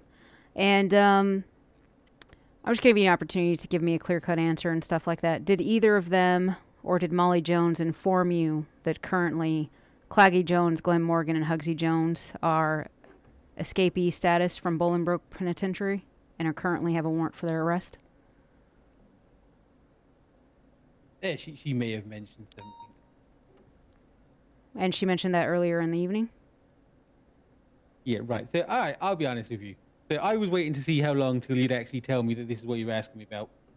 Mm-hmm. So I didn't deliver his pills to Bolingbroke last night. Okay. I got a call Monday night from Claggy that I've not seen him since he's been out. I'll be honest. I've known he's been out. I've not seen him. He called me last night. No, fucking Monday night, sorry. Saying that he was starting to get warm and you know what he gets like. You've seen him when he's in that state. Mm-hmm. And that he needed his med. And he's like, he needs his meds desperately, otherwise he wouldn't be contacting me. So I arranged to get hold of him. I dropped him off his meds yesterday, and then I've not seen him since. He pretty much fucked off straight away. Okay. When you say he's getting warm and stuff like that, you're referring to when he used to take all of his clothes off, correct? Yeah. So when he doesn't take his meds, he starts to... Mm-hmm. It gets weird, starts saying it's getting too warm, takes his trousers off, goes a bit mental, starts shooting pigeons. Gotcha. So we, the meds keep him calm and stuff like that. So I think he's been out a while now, and he'd run out. He's purposely been staying away as far as I know. Okay. And then he was like, he's desperate for meds, otherwise he wouldn't contact me. So as soon as he got him, he's like, right, I'm gone again. I don't know where he is. I don't know where he's been. Yeah. I'll be honest, I was waiting to see, because obviously you've not told me they've got out yet, so I was playing along. Gotcha. And what would you have to say if I could tell you that there was an individual matching the description you just gave of Claggy Jones, of an individual down to his skivvies, in the same vicinity of the motorcycle and this other individual in all black and yourself, and a couple others down at the beach last night? Are you telling me that was not Claggy Jones? Not as far as I know. I met Claggy Jones. I can tell you where I met him. Let me check my map. There is a petrol station halfway up the east side, between 7354, 7355. Oh, put it back. All right. I met him there. Gave him we had a brief couple of minutes. I gave him a bit of food as well. I gave him a bit of food as well, and then he said, "Right, I'll see you later, boy," and then he was gone. Okay. He didn't even call me off his own phone. He called me from a payphone, and I've no idea where he's gone now. All right. Mr. Ryder Jones, are you aware now that at this point you have basically confessed to felony obstruction? At least 3 counts. Why 3 count? Okay, so 1 for being in contact and for assisting Mr. Jones. 2 Yep, for I got that providing one. him with food and medicine. And then number 3, not reporting it to the authorities. So it's a minimum of 3 counts felony obstruction. Oh, right, I thought you were counting it against the other 2 because I've not seen them at all. Gotcha.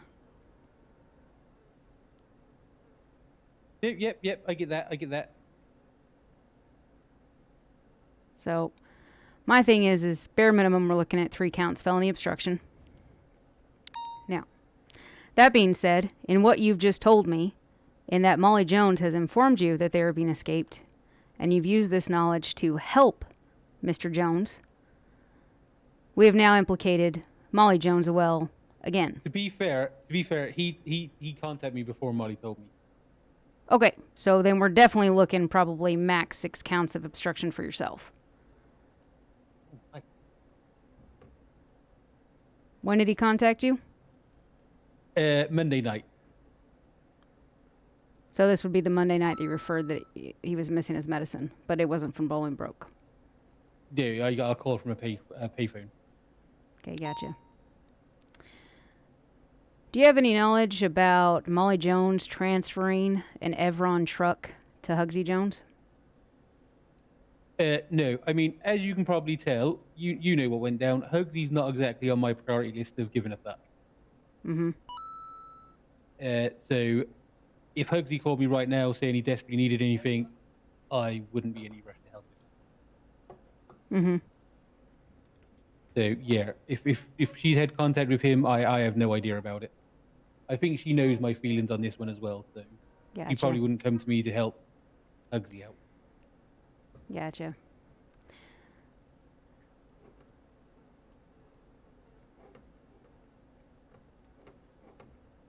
Do you know... I'm just going to blatantly ask it. I mean, we're just all being honest here. To your understanding or to your knowledge, is George Michael a false identity for Hugsy Jones? Honestly, I couldn't answer that. I've seen that George Michael at a distance probably about 3 or 4 days ago, but I've not spoken to him. I've not had any contact with him. Okay, and where did you see him at a distance? I think he was outside Uwu like late last week. All right, well, the charges are just racking up, Mr. Ryder Jones, because we've got pictures of George Michael inside your yard. Okay. So you want to try again? When was the last time you spoke to George Michael and what you know about him? I've not spoken to George Michael. Him being in the vicinity of me doesn't mean I've spoken to him. So you're telling me him being inside Breaker's yard, your place of business, with several others around, and you didn't speak to him and you had no reason why he was there. You have no knowledge of himself.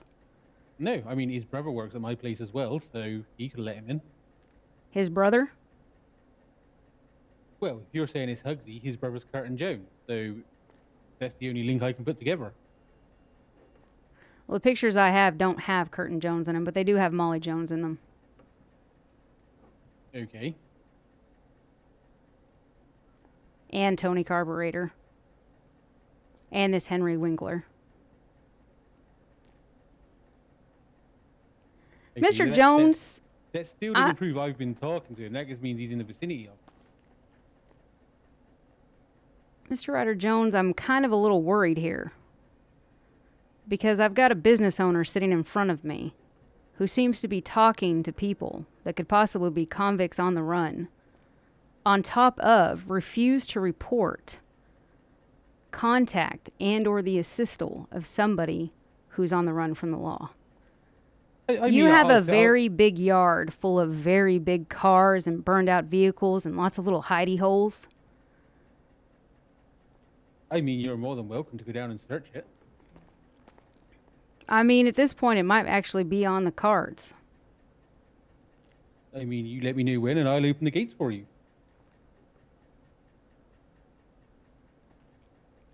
Just whatever you do, don't use a black light on BJ's bus.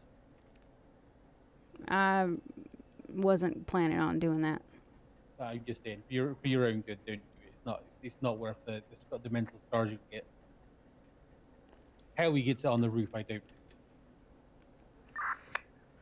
I think part of the issue we're facing here, though, Mr. Ryder Jones, though, is that you have confessed to felony obstruction.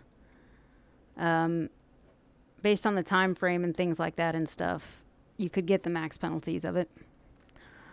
On top of that, other names being thrown around and the circle of contact that seems to be circulating between yourself, your employees, and, well, we'll call them the old crew, has started to implicate everybody in the group.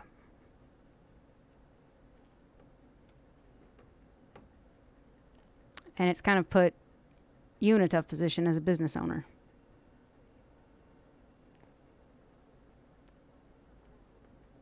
Because now, your business is on the radar for potentially a location for harboring fugitives.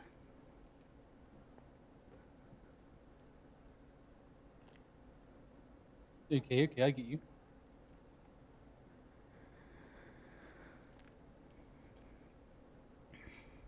On top of that, something else. It appears that while Claggy Jones, during his time of escape, as he escaped on the 6th, and it has now been 10 days, as I know, you went in and you ordered a tattoo custom for him.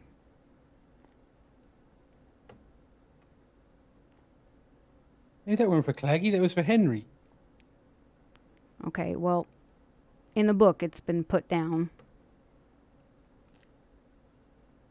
as an order from Claggy Jones, that you ordered it for Claggy Jones, and that tattoo has now been processed. He's got that mixed up. He's got that wrong. I didn't order for Claggy. Claggy would never let me fucking order him a tattoo for him. Well, whoever took the order, was it Dominic? Dominic does work there, yeah. He's the owner of the establishment. The tattoos I've ordered have all gone through Dominic. Yeah. I've got 3 on myself, and then Henry got 1. Gotcha. Well, I can double check the books.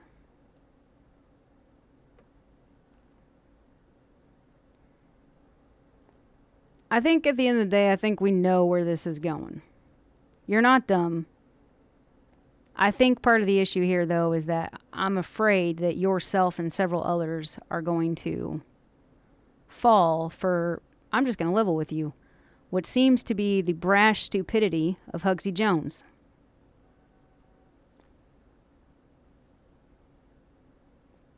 So, it sounds like you've got an offer. Well, here's my thing.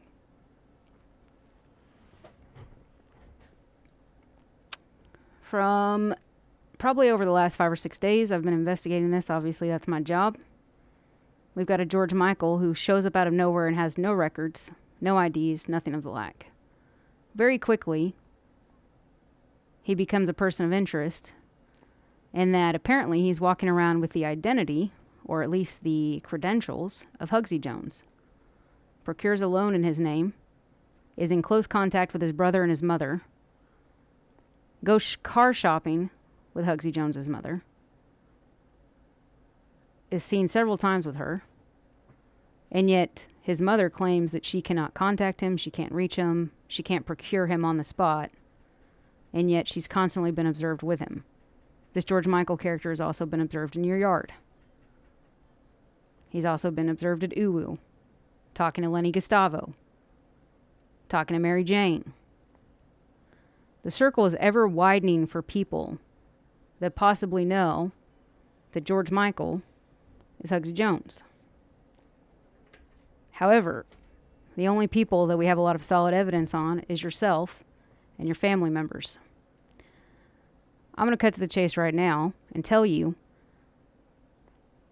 that the manhunt for these three has extended and intensified and is racking up charges for their jail time and fine when they are apprehended because of this George Michael and Hugsy Jones situation.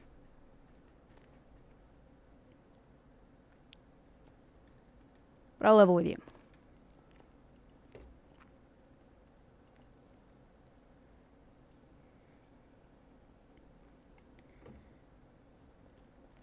Claggy Jones is good. Okay? Much smarter than Hugsy Jones. He's old school.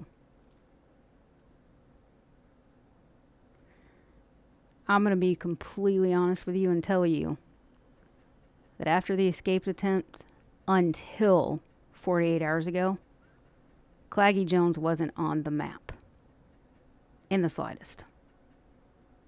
In fact, it wouldn't have surprised me if he'd fucked off somewhere tropical. But the old man meets his medicine, doesn't he? Yeah, I'll give you that. I can tell you it's almost the same for Glenn Morgan. Although I did get a silly, foolish call from a bupkis number claiming to be he was in Bolingbroke and that we were fine and that I should stop looking for all you boys, for all them boys. I'll be honest, you've had more contact with him than I have. With Glenn Morgan? Yeah, Glenn is gone. Yeah. So my thing is, I mean, to me, I see it as that Glenn Morgan and Claggy Jones, albeit an escaped attempt is something we frown on, I could almost, I don't know, I could pitch it that there's some sort of reform, some sort of, I don't know, they've grown up. They're not trying to cause problems. They're not trying to commit fraud. They're not flaunting it in front of the face of authorities and civilians and judges who make the calls for the legal system in this city. If you get what I'm saying? Yep, I think I know where this is going. So, I think I'm willing to talk a deal. Which Okay.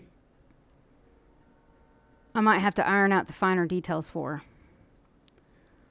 But if you're willing to entertain it, I know that the bonds and family shit and all that runs deep. But at the end of the day, I'm going to guess that you don't want your business to have the reputation or to be on the radar for something that it probably isn't or usually wouldn't be. And I'm going to guess you damn sure don't want to have to worry about the gate checking or inconveniences it might be from this moment on procuring medicine for your old man. If you don't cooperate with us. I get where you're going. So if you're open to that, I might confer here with my ass chief and see if we can work out some details. Right. Tell you what, turn that recorder off for a few minutes, and let me tell you what I'll be after. All right, fair enough.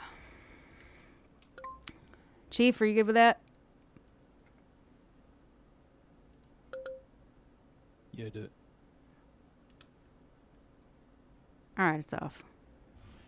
Right. So, way I see it, out of all the others, and I know why, you want Hugsy. Let's be honest, he's been an absolute fucking idiot. He's caused more trouble than anything. So, No, I agree. if Hugsy was to hand himself in, I mean, I'm not guaranteeing I can make it happen, but I can try. If Hugsy hands himself in, everyone else is cleared. Obviously, there's the reform, maybe community service or something for Claggy and Glenn. No one like myself, Molly, or that get any charges. And Hugsy's not going to turn himself in unless he knows there's an end in sight of his prison sentence. So beforehand, he's going to want to know what he's looking at. If he turns himself in without any silly bollock. Fair enough. But we're going to need something in writing.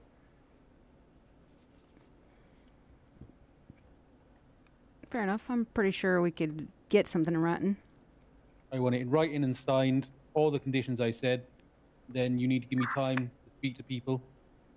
Not saying I can sort out like now or overnight, if you get what I mean. It's going to take a couple of days. That's fine. And then if I can get him to hand himself in, everything I said is met. Flaggy and Glenn get their slap on the wrist, and you know, Hugsy gets a reasonable amount of prison time. How does that sound? Yeah, I get what you're saying. Yeah, let me just step out here and talk to Tom for a minute. Which I was going to do anyways, but yeah. Damn chair. No worries. You're still good for food and water? Yep, I'm fine, I'm fine. I didn't know if you still had stuff. So. Yeah, I've got plenty. Jeez.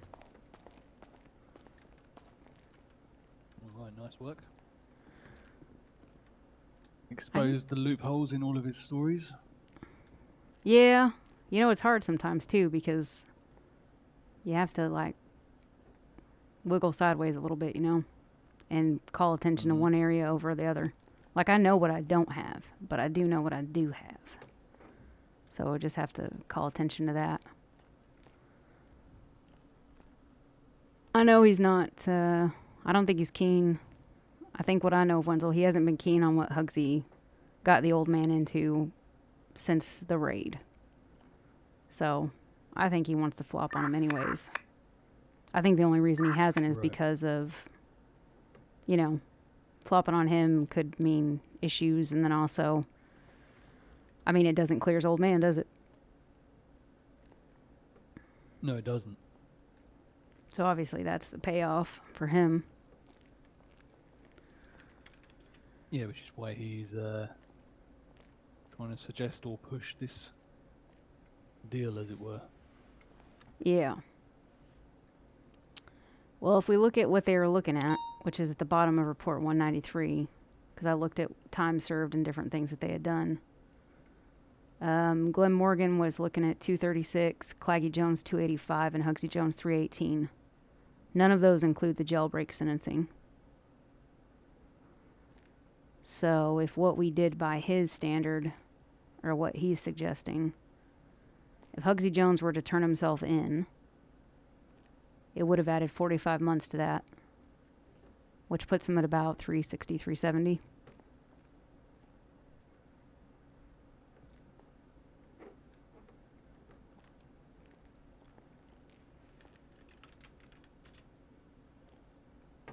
Okay. Yeah, it's like at the very bottom. Sorry, I should have said that. Yeah, I've got it. So puts us at 360, 370. It's got the fine of $6,000. The only other additionals would possibly be for Hugsy Jones.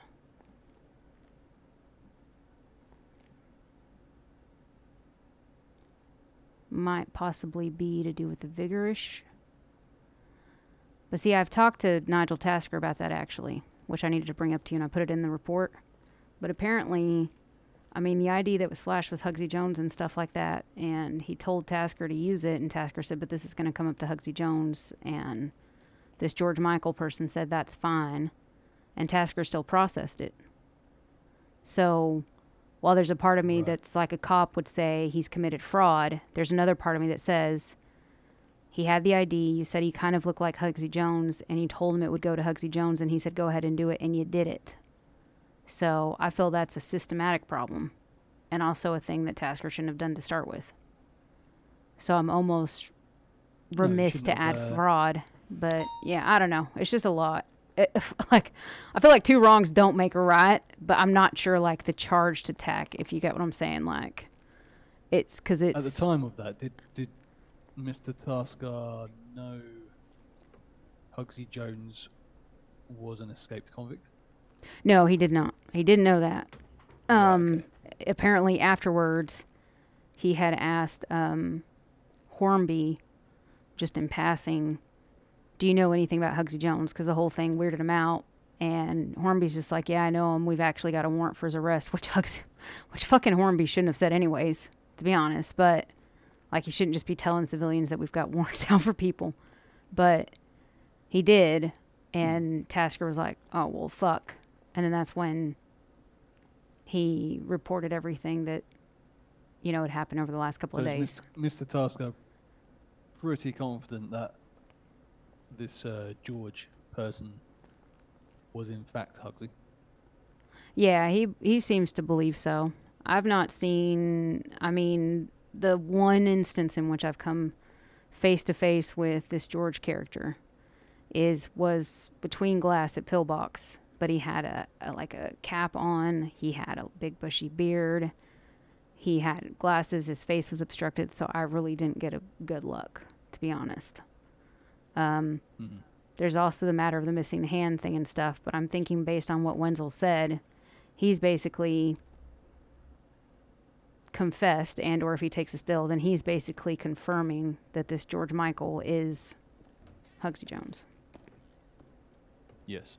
And my thing is nobody can produce any record or anything on George Michael, let alone his person, and yet somehow Hugsy Jones is still operating on paper, and he's doing so in close contact with Molly Jones.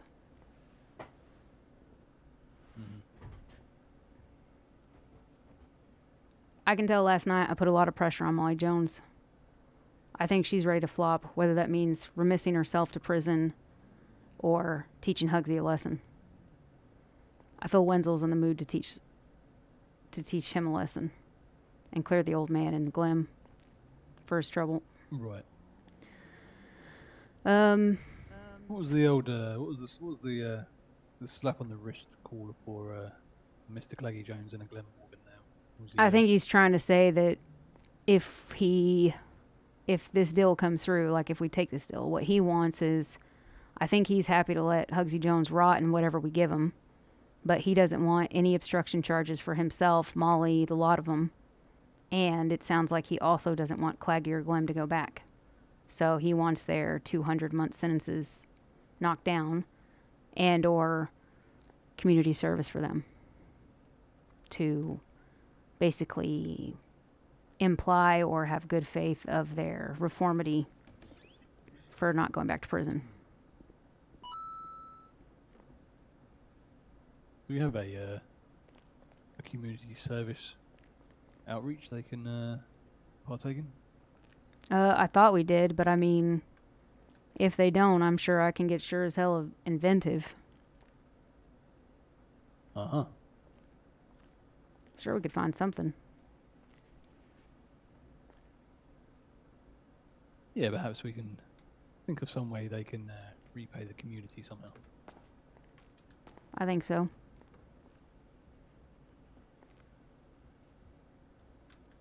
Fair enough. As far as any deals for Hugsy Jones, I think at the end of the day, I think my thing is the only part about this that I see that's not, that we haven't accounted for, is that Hugsy Jones would be turning himself in. And it sounds like he's the one that doesn't get any way, shape, or form of this deal other than clearing everybody else. So, I mean, I wouldn't say clear all of his time, but I'm saying community service might be able to be offered to him or something else, you know, for a reduction, but he's not done anything violent. This is me trying to look at it unbiasedly. Let's say if Hugsy Jones was caught right now, what would he be looking at? He'd be looking at, right now at this moment, barring that I have no idea about the whole vigorish thing and if that would be a charge and how it would be a charge, he'd be looking at 364. Right. So, what do you believe we'd need to work with to get him, entice him to come in? Okay, so my thing is that, hey, during the escape, there was no violence. I'm trying to just think in my head. There was no violence incurred.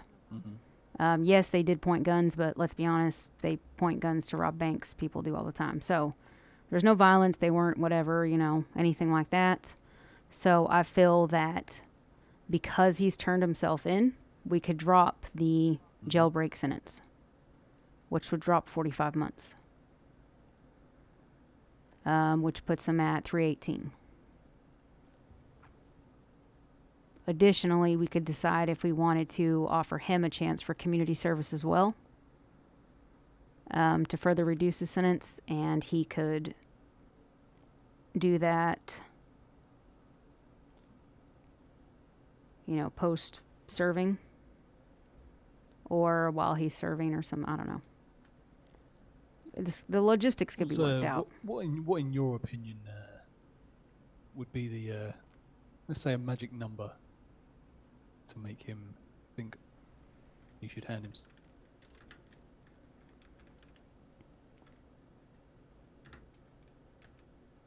If he was aware of the full amount of time he would be having to serve if he was caught out on the streets.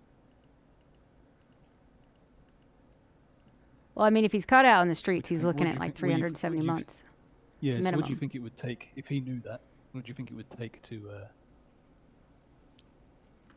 get himself, to turn himself in? He's a smooth talker. If he was sitting in front of me in the cells right now, and I told him he was looking at 370 months,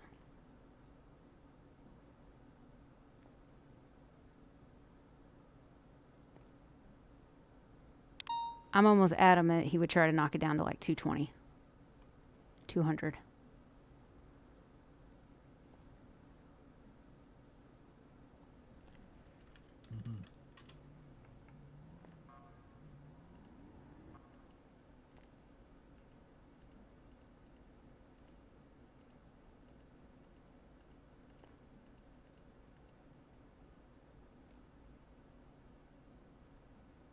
And how would you feel with the 200, with also the community service,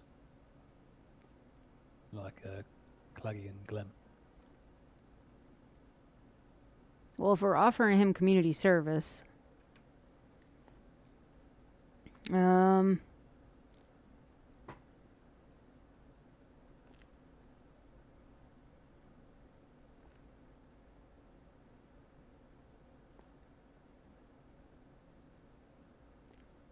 yeah, I think I could offer him like 200, and if he wants to do community service, not shy. I'm just at the thought that if we want to approach this with Wenzel, this deal, we want that deal to be successful. Otherwise Yeah. We're back to square one. Yeah, because obviously if he walks out of here and we don't have some sort of agreement or something going on, then he's going to be to the wind, isn't he? He's going to lawyer up next time. Mm-hmm. Yep.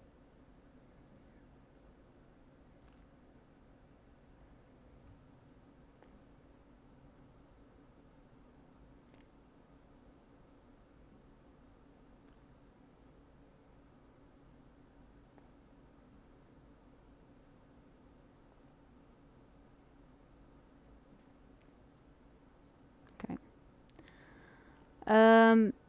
Yeah, if he's looking at 370 right now with nothing else, knock it down to 200, which, for good behavior in prison, well, if he can behave, he'll get time off.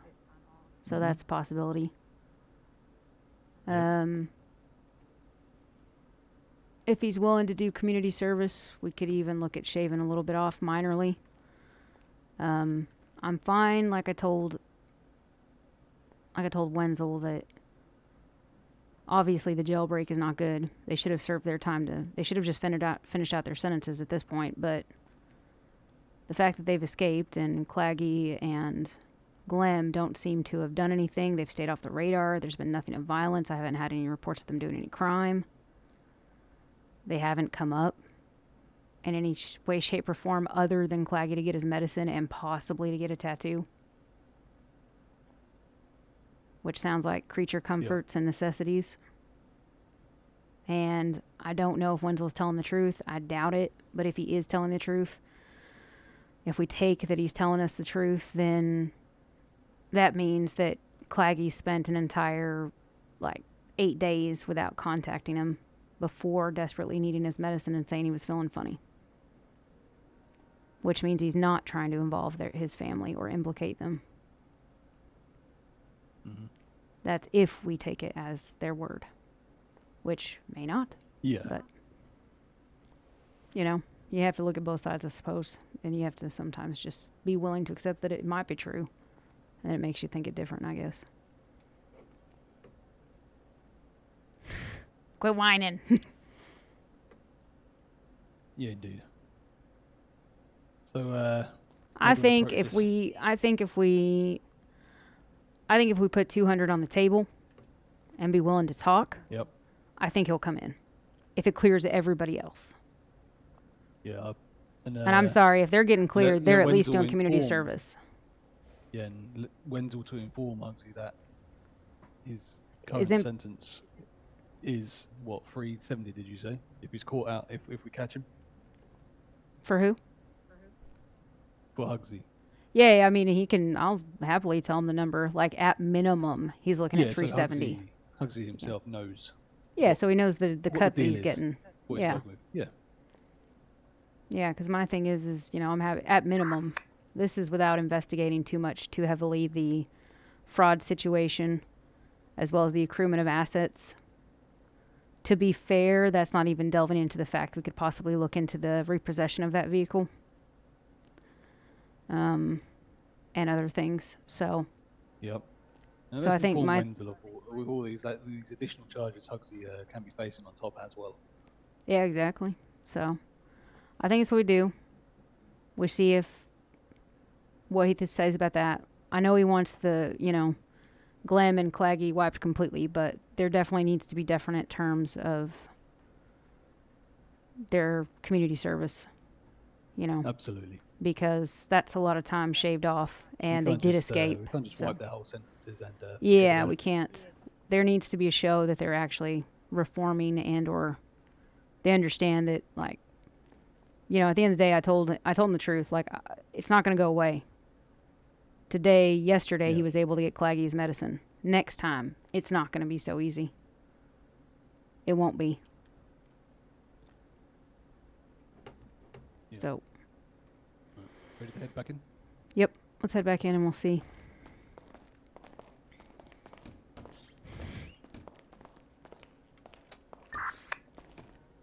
Oh, there we go. Oh, I thought you'd bloody clocked up. Well, these things take time. No, that's what happens. Still going.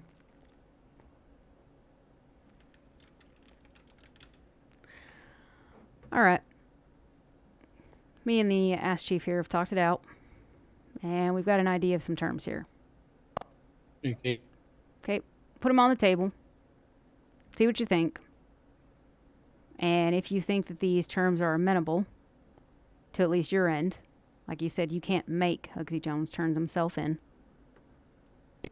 Like I said, I know at the end of the day, Hugsy's the one you want. He's the only one you've been really asking questions about. I'm not stupid. I sound stupid, I act stupid, but let's be honest.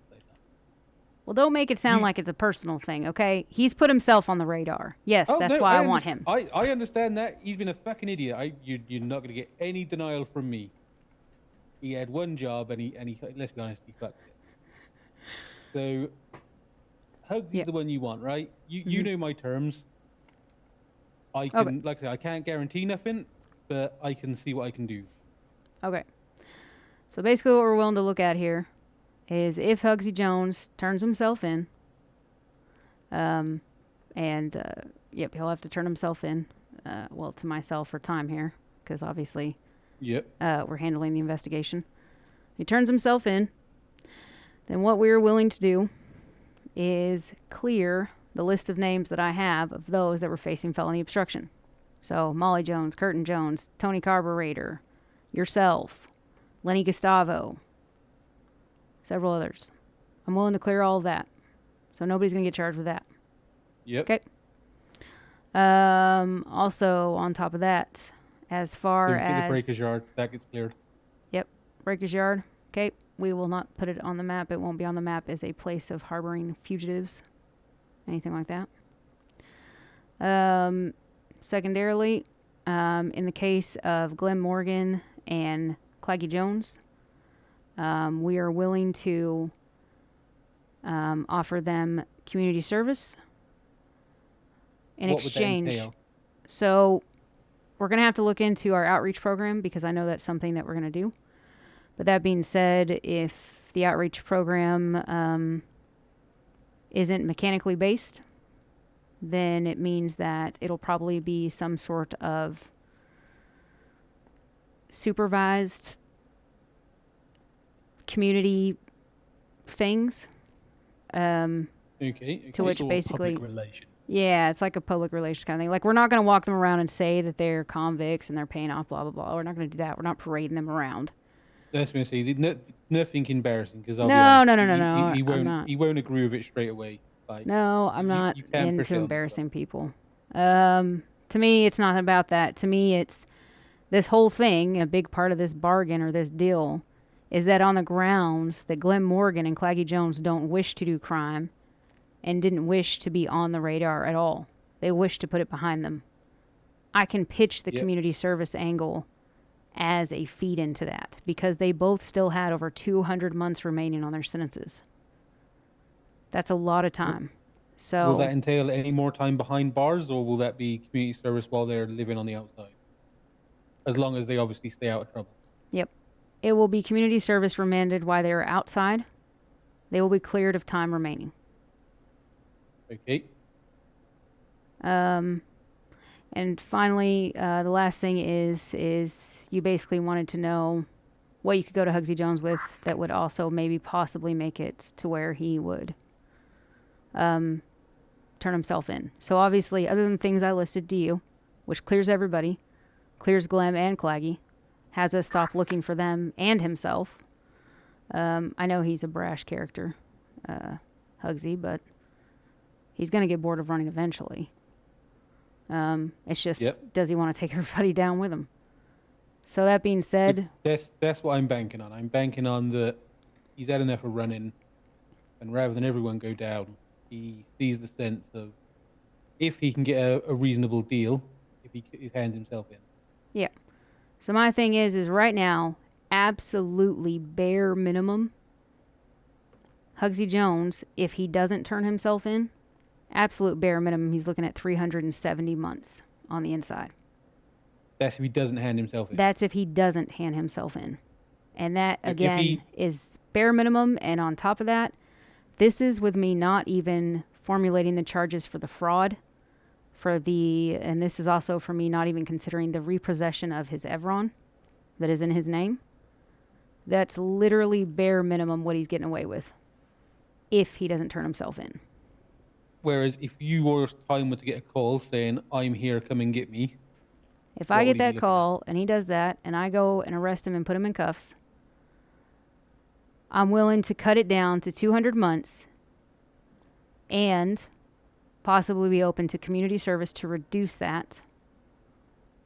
And that be the extent of his charges. And I'm going to ask because I don't give a fuck about it, but I'm going to ask because it's going to be what he's going to go on about. And you know what I'm about to ask. What's going to happen to that piece of shit truck?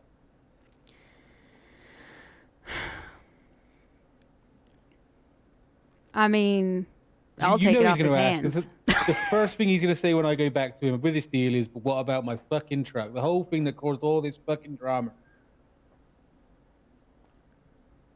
Is that being repossessed, basically?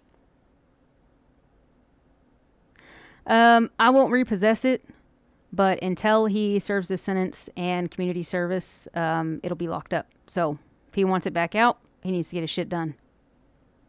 So he doesn't turn himself in, I'm going for the truck. Service, then that'll be released of impound once he's served his last minute.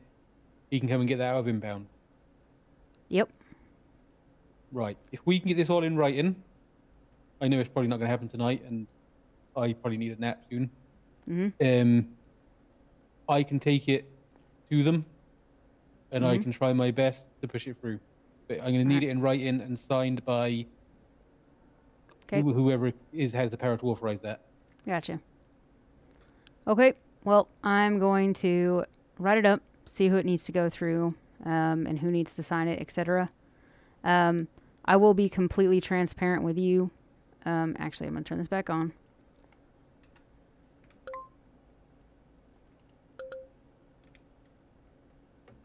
Okay. It's James again. Myself, Mr. Ryder Jones, and Time have sit here and talked to terms of negotiation for the turning in of,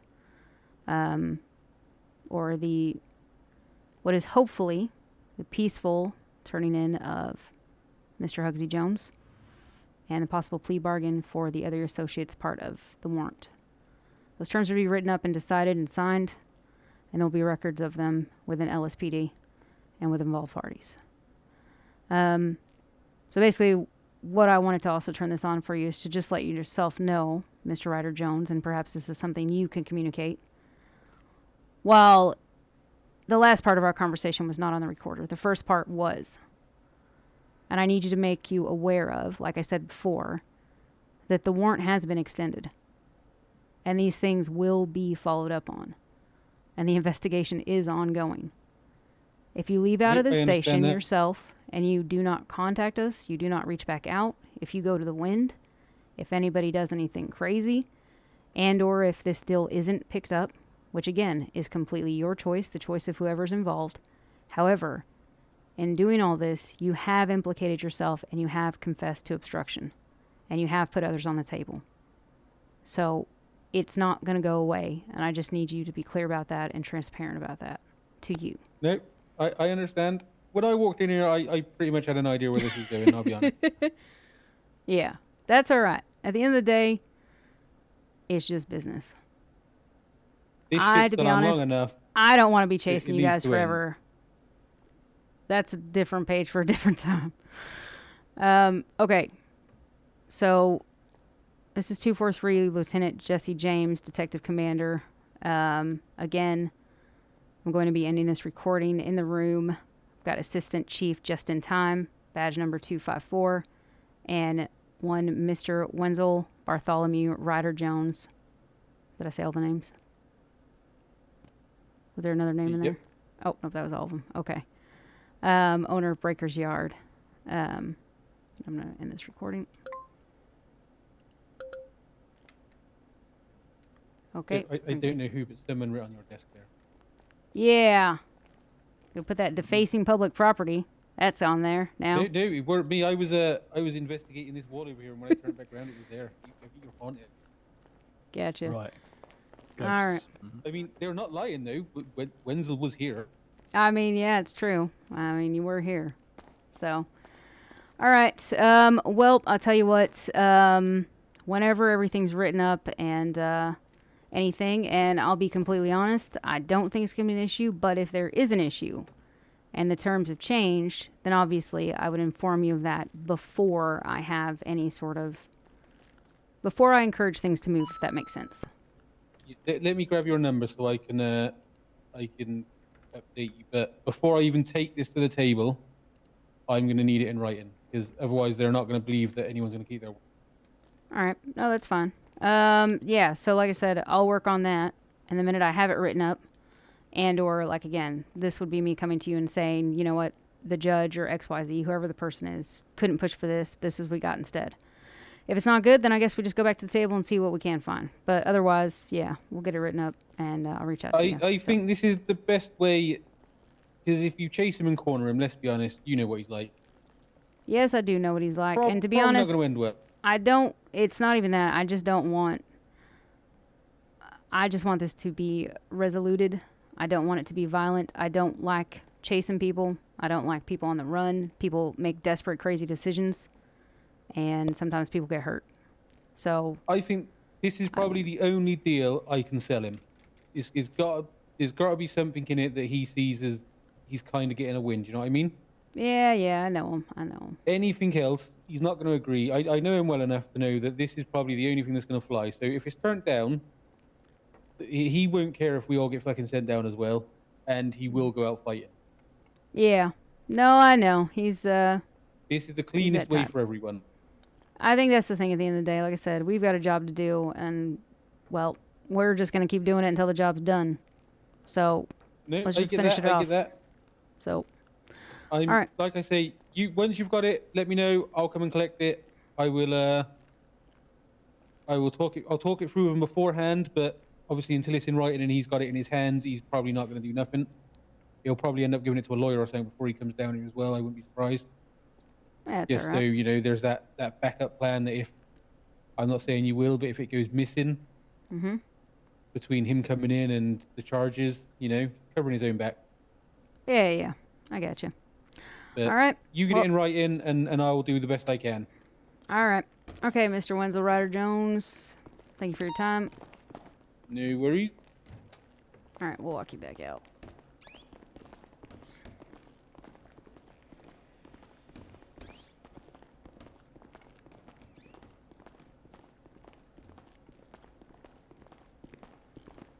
Just gotta say, Tom, you do give me vibes of like a strip club. Don't know why. Oh, really? Yeah, I don't know why. It's that strip club owner vibe I get off you whenever I hear you talk. You ever get that? What kind of vibe? Like strip club owner vibe. You know, yeah, he's kind of. I could definitely hear him like on the, yeah, possibly like on the microphone or something. Like, you know, for the next 30 minutes, all lap dances are 50% off. You know, treat the Next ladies. on the stage, Destiny. Oh, there you go. Say that. Say that maybe we'll first time. see next time. Then. Oh, give us a next on the stage, Destiny. Go on. Next on the stage is Destiny. Honestly, I would go down there and ask for a job. I mean, Right. I would just go down there for not a job. Do you think they pay well? I mean, there's dollar bills just everywhere, leaving, right? Well, exactly. There you go. Oh, do I get my gun back? Yep. That's what I was about to hand you. There you go. Thank you very much. But right, I will. You let me know when you've got your side dealed out. I will Deal. broach the subject. But until that's in writing, like I said, it won't go nowhere. Gotcha. Yeah, no, I get you. All right, cool. All right. Yeah. Yep. We'll touch base. Right. Thank you for your very time. much. Thank you very much, Wenzel. Oh, you locked that door. Just wasn't sure. Well, that was interesting. You just go there to listen to the voice. Yeah, right. Yeah, now we just need to see. You want to know here, like here the What like Hudson makes crazy. of it. Yeah, we'll have to see what he makes of it. The crazy irony of this is like literally, I'm one of the last cops to give out reductions. I just don't really. I don't like giving them out, to be honest. No. Sometimes. But to be fair, we're not usually dealing with numbers this high. But yeah. No, that's true. Usually it's like 10 months, and I'm like, fucking let them sit for 10 months. It's like, Yeah, reducing the 10 months now. yeah. I just have to come up with Well, you know, sometimes if that's what it takes, it's going to take to get him to come in. No, I mean, I really did mean it, though. I said it to you the other day. I don't want this to end in a shootout. I mean, like, when we think of last time they escaped, they got cornered. And, you know, officers got shot at. And Hugsy Jones and Clacky Jones both got shot. I don't want that for anybody. And I don't... At this point, the only thing that's going to make them make mistakes, or any of them to make mistakes, is to keep pressuring them. And that's when people... It's fight or flight. And you know, Yeah, it's no mystery. Yeah, it's no is. mystery that I do like the group. We got close, but they're a family of fighters, and I don't want to see anybody get hurt on either side. We don't want to see anybody get hurt anymore. No more bloodshed from this. I don't know. I would just I just want accountability, and I want things served, and so I feel that community service. I'll have to come up with some. I'll have to come up with some ideas just in case, you know, we don't already have a program set up. You know, for all three Yeah, I of them don't or know if whatever. there's any. I thought there was, but I really can't particular jobs remember. around the city that you know. Yeah. Would help serve the public interest. Yeah, I don't know. It's just something maybe I can think of the next couple of days. I mean, obviously, because we're going to have to figure it out. Vin runs. Yeah, if you turn in all the scrap you get and all the cash. Cheap You'll bastard. have a sure you'll enjoy writing up this plea deal. Ugh. I thought you were going to do it. Weren't you the note taker? I did all the hard work. Nah, we got a recording, right? Yeah, we just... Oh, well, not of the But actual not terms. Not of the important bit of the terms. Mm. Yeah. No, that's all right. I'll write it up.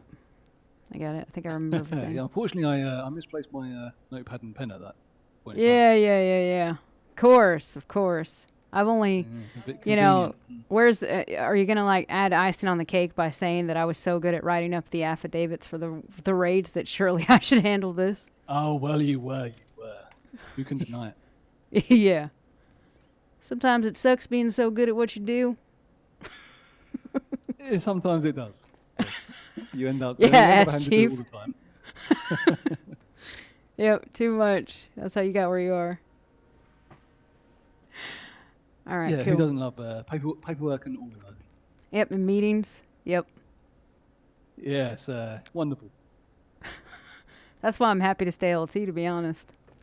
See, but I get meetings, but they're interrogations now. So that's kind of cool. Yeah, I can see you get some sort of enjoyment or kick from them. All right, well, it's not a sick one. To be honest, I never said it halfway through was. that, that was got shaky at one point. It's hard, you know, because a lot of this is like some of the first big ones that we're doing. Investigative. I wish the boys were around and getting their teeth cut on all this. Yeah, it would be a great one for the rest of your team to get a look in, get their eyes on, learn from it. Yeah, I think so. I think it'll be all right, though. When they get in, I think they're just going to pick it right up, and it'll be fine. I just wish they were here. Yeah, he's a bugger. Yeah, it can't be easy on a case like this. Running solo with it, you have done. Yeah, I mean, you know, especially because the history and stuff like that, all I'm seeing is the report that says, question by James, question by James, question by James. And I'm like, oh, great, this just looks lovely, I'm sure. But, you know, at the end of the day, it's my job, and I'm the detective here, so. Like you say, there hasn't been anyone else to be able to take it up. Yeah, it's all right. I'm excited, though. We have other proportion of it, so. investigations, and it'll be good, so we'll be all right. So hopefully they'll get in soon, and we'll get to start pushing some things. All right, cool. I'm going to write up the plea bargain, and then I'm also going to, I'm going to see about the cars. Those are like the two things that I'll probably do late tonight. See if I can't get hold of Jones. Another Jones. Yeah. Okay. See if I can't get hold of Davey. see if I Another can't get the Jones, cars geez. transferred. Yeah, and then I'll move on. I'll get the next part. Uh-oh. He's a bugger. But all right, cool. Yeah, so I'm going to see about getting that, the cars, and then if he can transfer them all to me, I might just have him do that, and then I'll transfer the ones that aren't going to be detectives to whoever, because I don't give a shit. But while I've got them, it'd be easier to just get them, you know, possibly. So just get all of them. Definitely. So that way, in case there is any issues or anything, then they're in somebody's name. And like I said, I don't care. I can give them to whoever in high command. So, whoever they need to go to, like yourself or whatever. And then I'll write up the plea deal, and then I'll send it probably to yourself. I have no idea. Do we need to have a judge sign off on that? I don't know if we've ever offered a plea deal. I don't think so. Not like this. I don't know. I'll run it by the chief. Yeah, see what he thinks and stuff. Because, I mean, obviously, there's a part of me that, you know, doesn't want to put that power of signature to somebody else, because if they don't sign it, then we're literally back to square one. But obviously, if there's somebody needs to go through, then that's what it needs to do. So, and I don't know if plea. We can't bypass it. Yeah. So my thing is I don't know if, because it's all has to do with the legal system and stuff like that, and, you know, and officers are able to reduce sentences on their discretion and things like that. So I feel like it's within our power. I think just because it's written up, maybe the chief or maybe an assistant chief level or anybody needs to sign off of it. And then maybe, you know, he's right. If they took it to a lawyer or a judge, then they would have to make sure that it's all on the level. But I don't know if, like, on it itself, if we need, like, a judge or a lawyer to sign off on it. So, yeah, I guess talk to the chief and find out. I know he's Yeah, I will do. Yeah. Cool. All right. Well, I'll send that to you ASAP. All right. Thank you for your time. No worries. Thanks for helping. Thank you. Yeah, we'll, time to head to bed. Don't know who called me. Yeah. Yeah, he's pretty funny.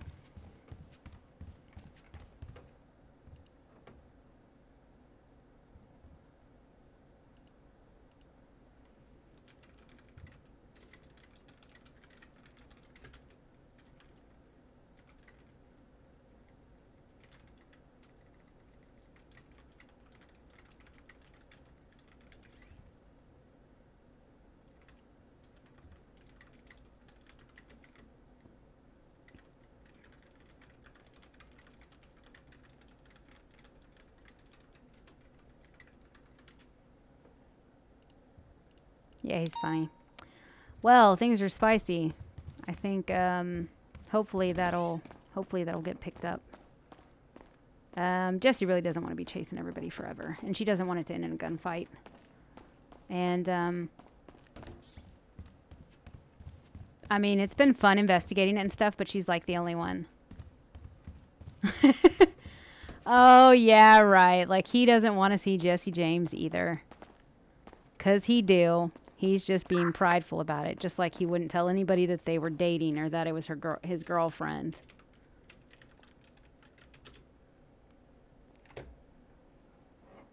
She knows the score. They're both prideful. Otherwise, she would have just tried to call him.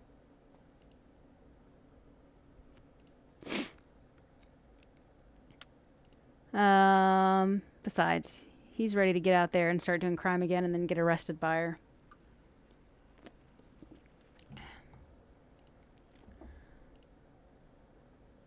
Alright, let's see here. Oh,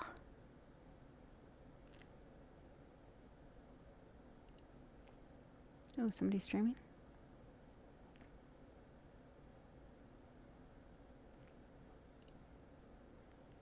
You can now. I can now what? I'm still interested to see how Jesse's going to react to the hand. It's going to be interesting. It'll be pretty funny, though. I have a pretty good idea how she's going to react.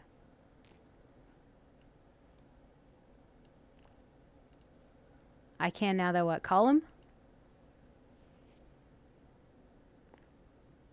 He really does want to see her. Mom knows. Mom knows. She wouldn't tell you. Oh, okay, gotcha. Oh, I don't have Hugsy's number. I mean, technically, yeah, I could look it up. But to me, since you guys are on the run, I don't feel like your numbers would be registered, to be honest. Or that's the way I feel.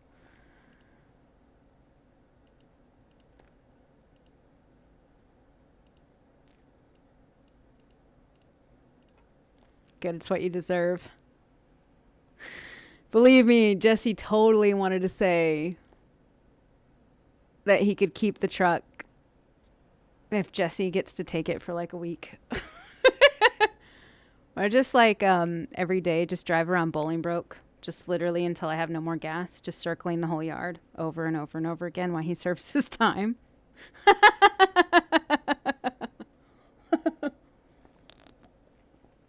So funny.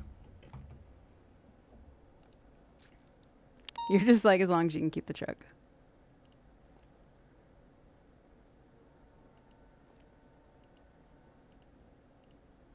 Okay, well, I am going to, I think I'm just going to end the stream. I'm knackered. It doesn't look like it was a lot, but it's intense trying to, like, think on your head and trying to make it sound serious and intense. I'll take the truck. I did almost say take the truck. Because Wenzel's like, what's he going to do about the truck? And Jesse's like, well, I mean, I'll take it.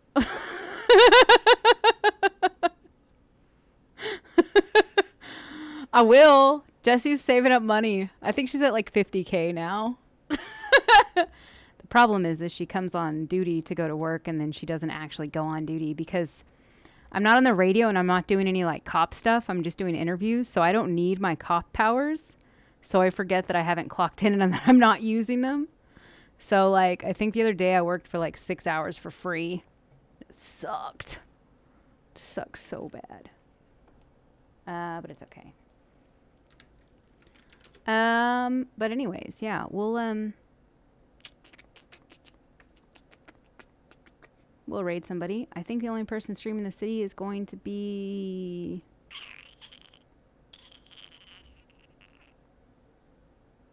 Hammerstein. I'll fraud another loan for it. Oh no, Red, will you get me and stuff? You'll get it. You'll get it. I'll fraud another loan for it. Yeah. For just for her to have a truck. Well, she's not taking a scratch this time, damn it. She sees what happens to scratches. She couldn't bring herself to watch it. The minute she found out it was a scratch, it crushed her. Absolutely crushed her. Okay, yep, we're just gonna raid Hammerstein. On the way out, I'll play a good song that I feel is keen for Jesse. So, thanks for hanging out, everybody. It was fun. See you guys.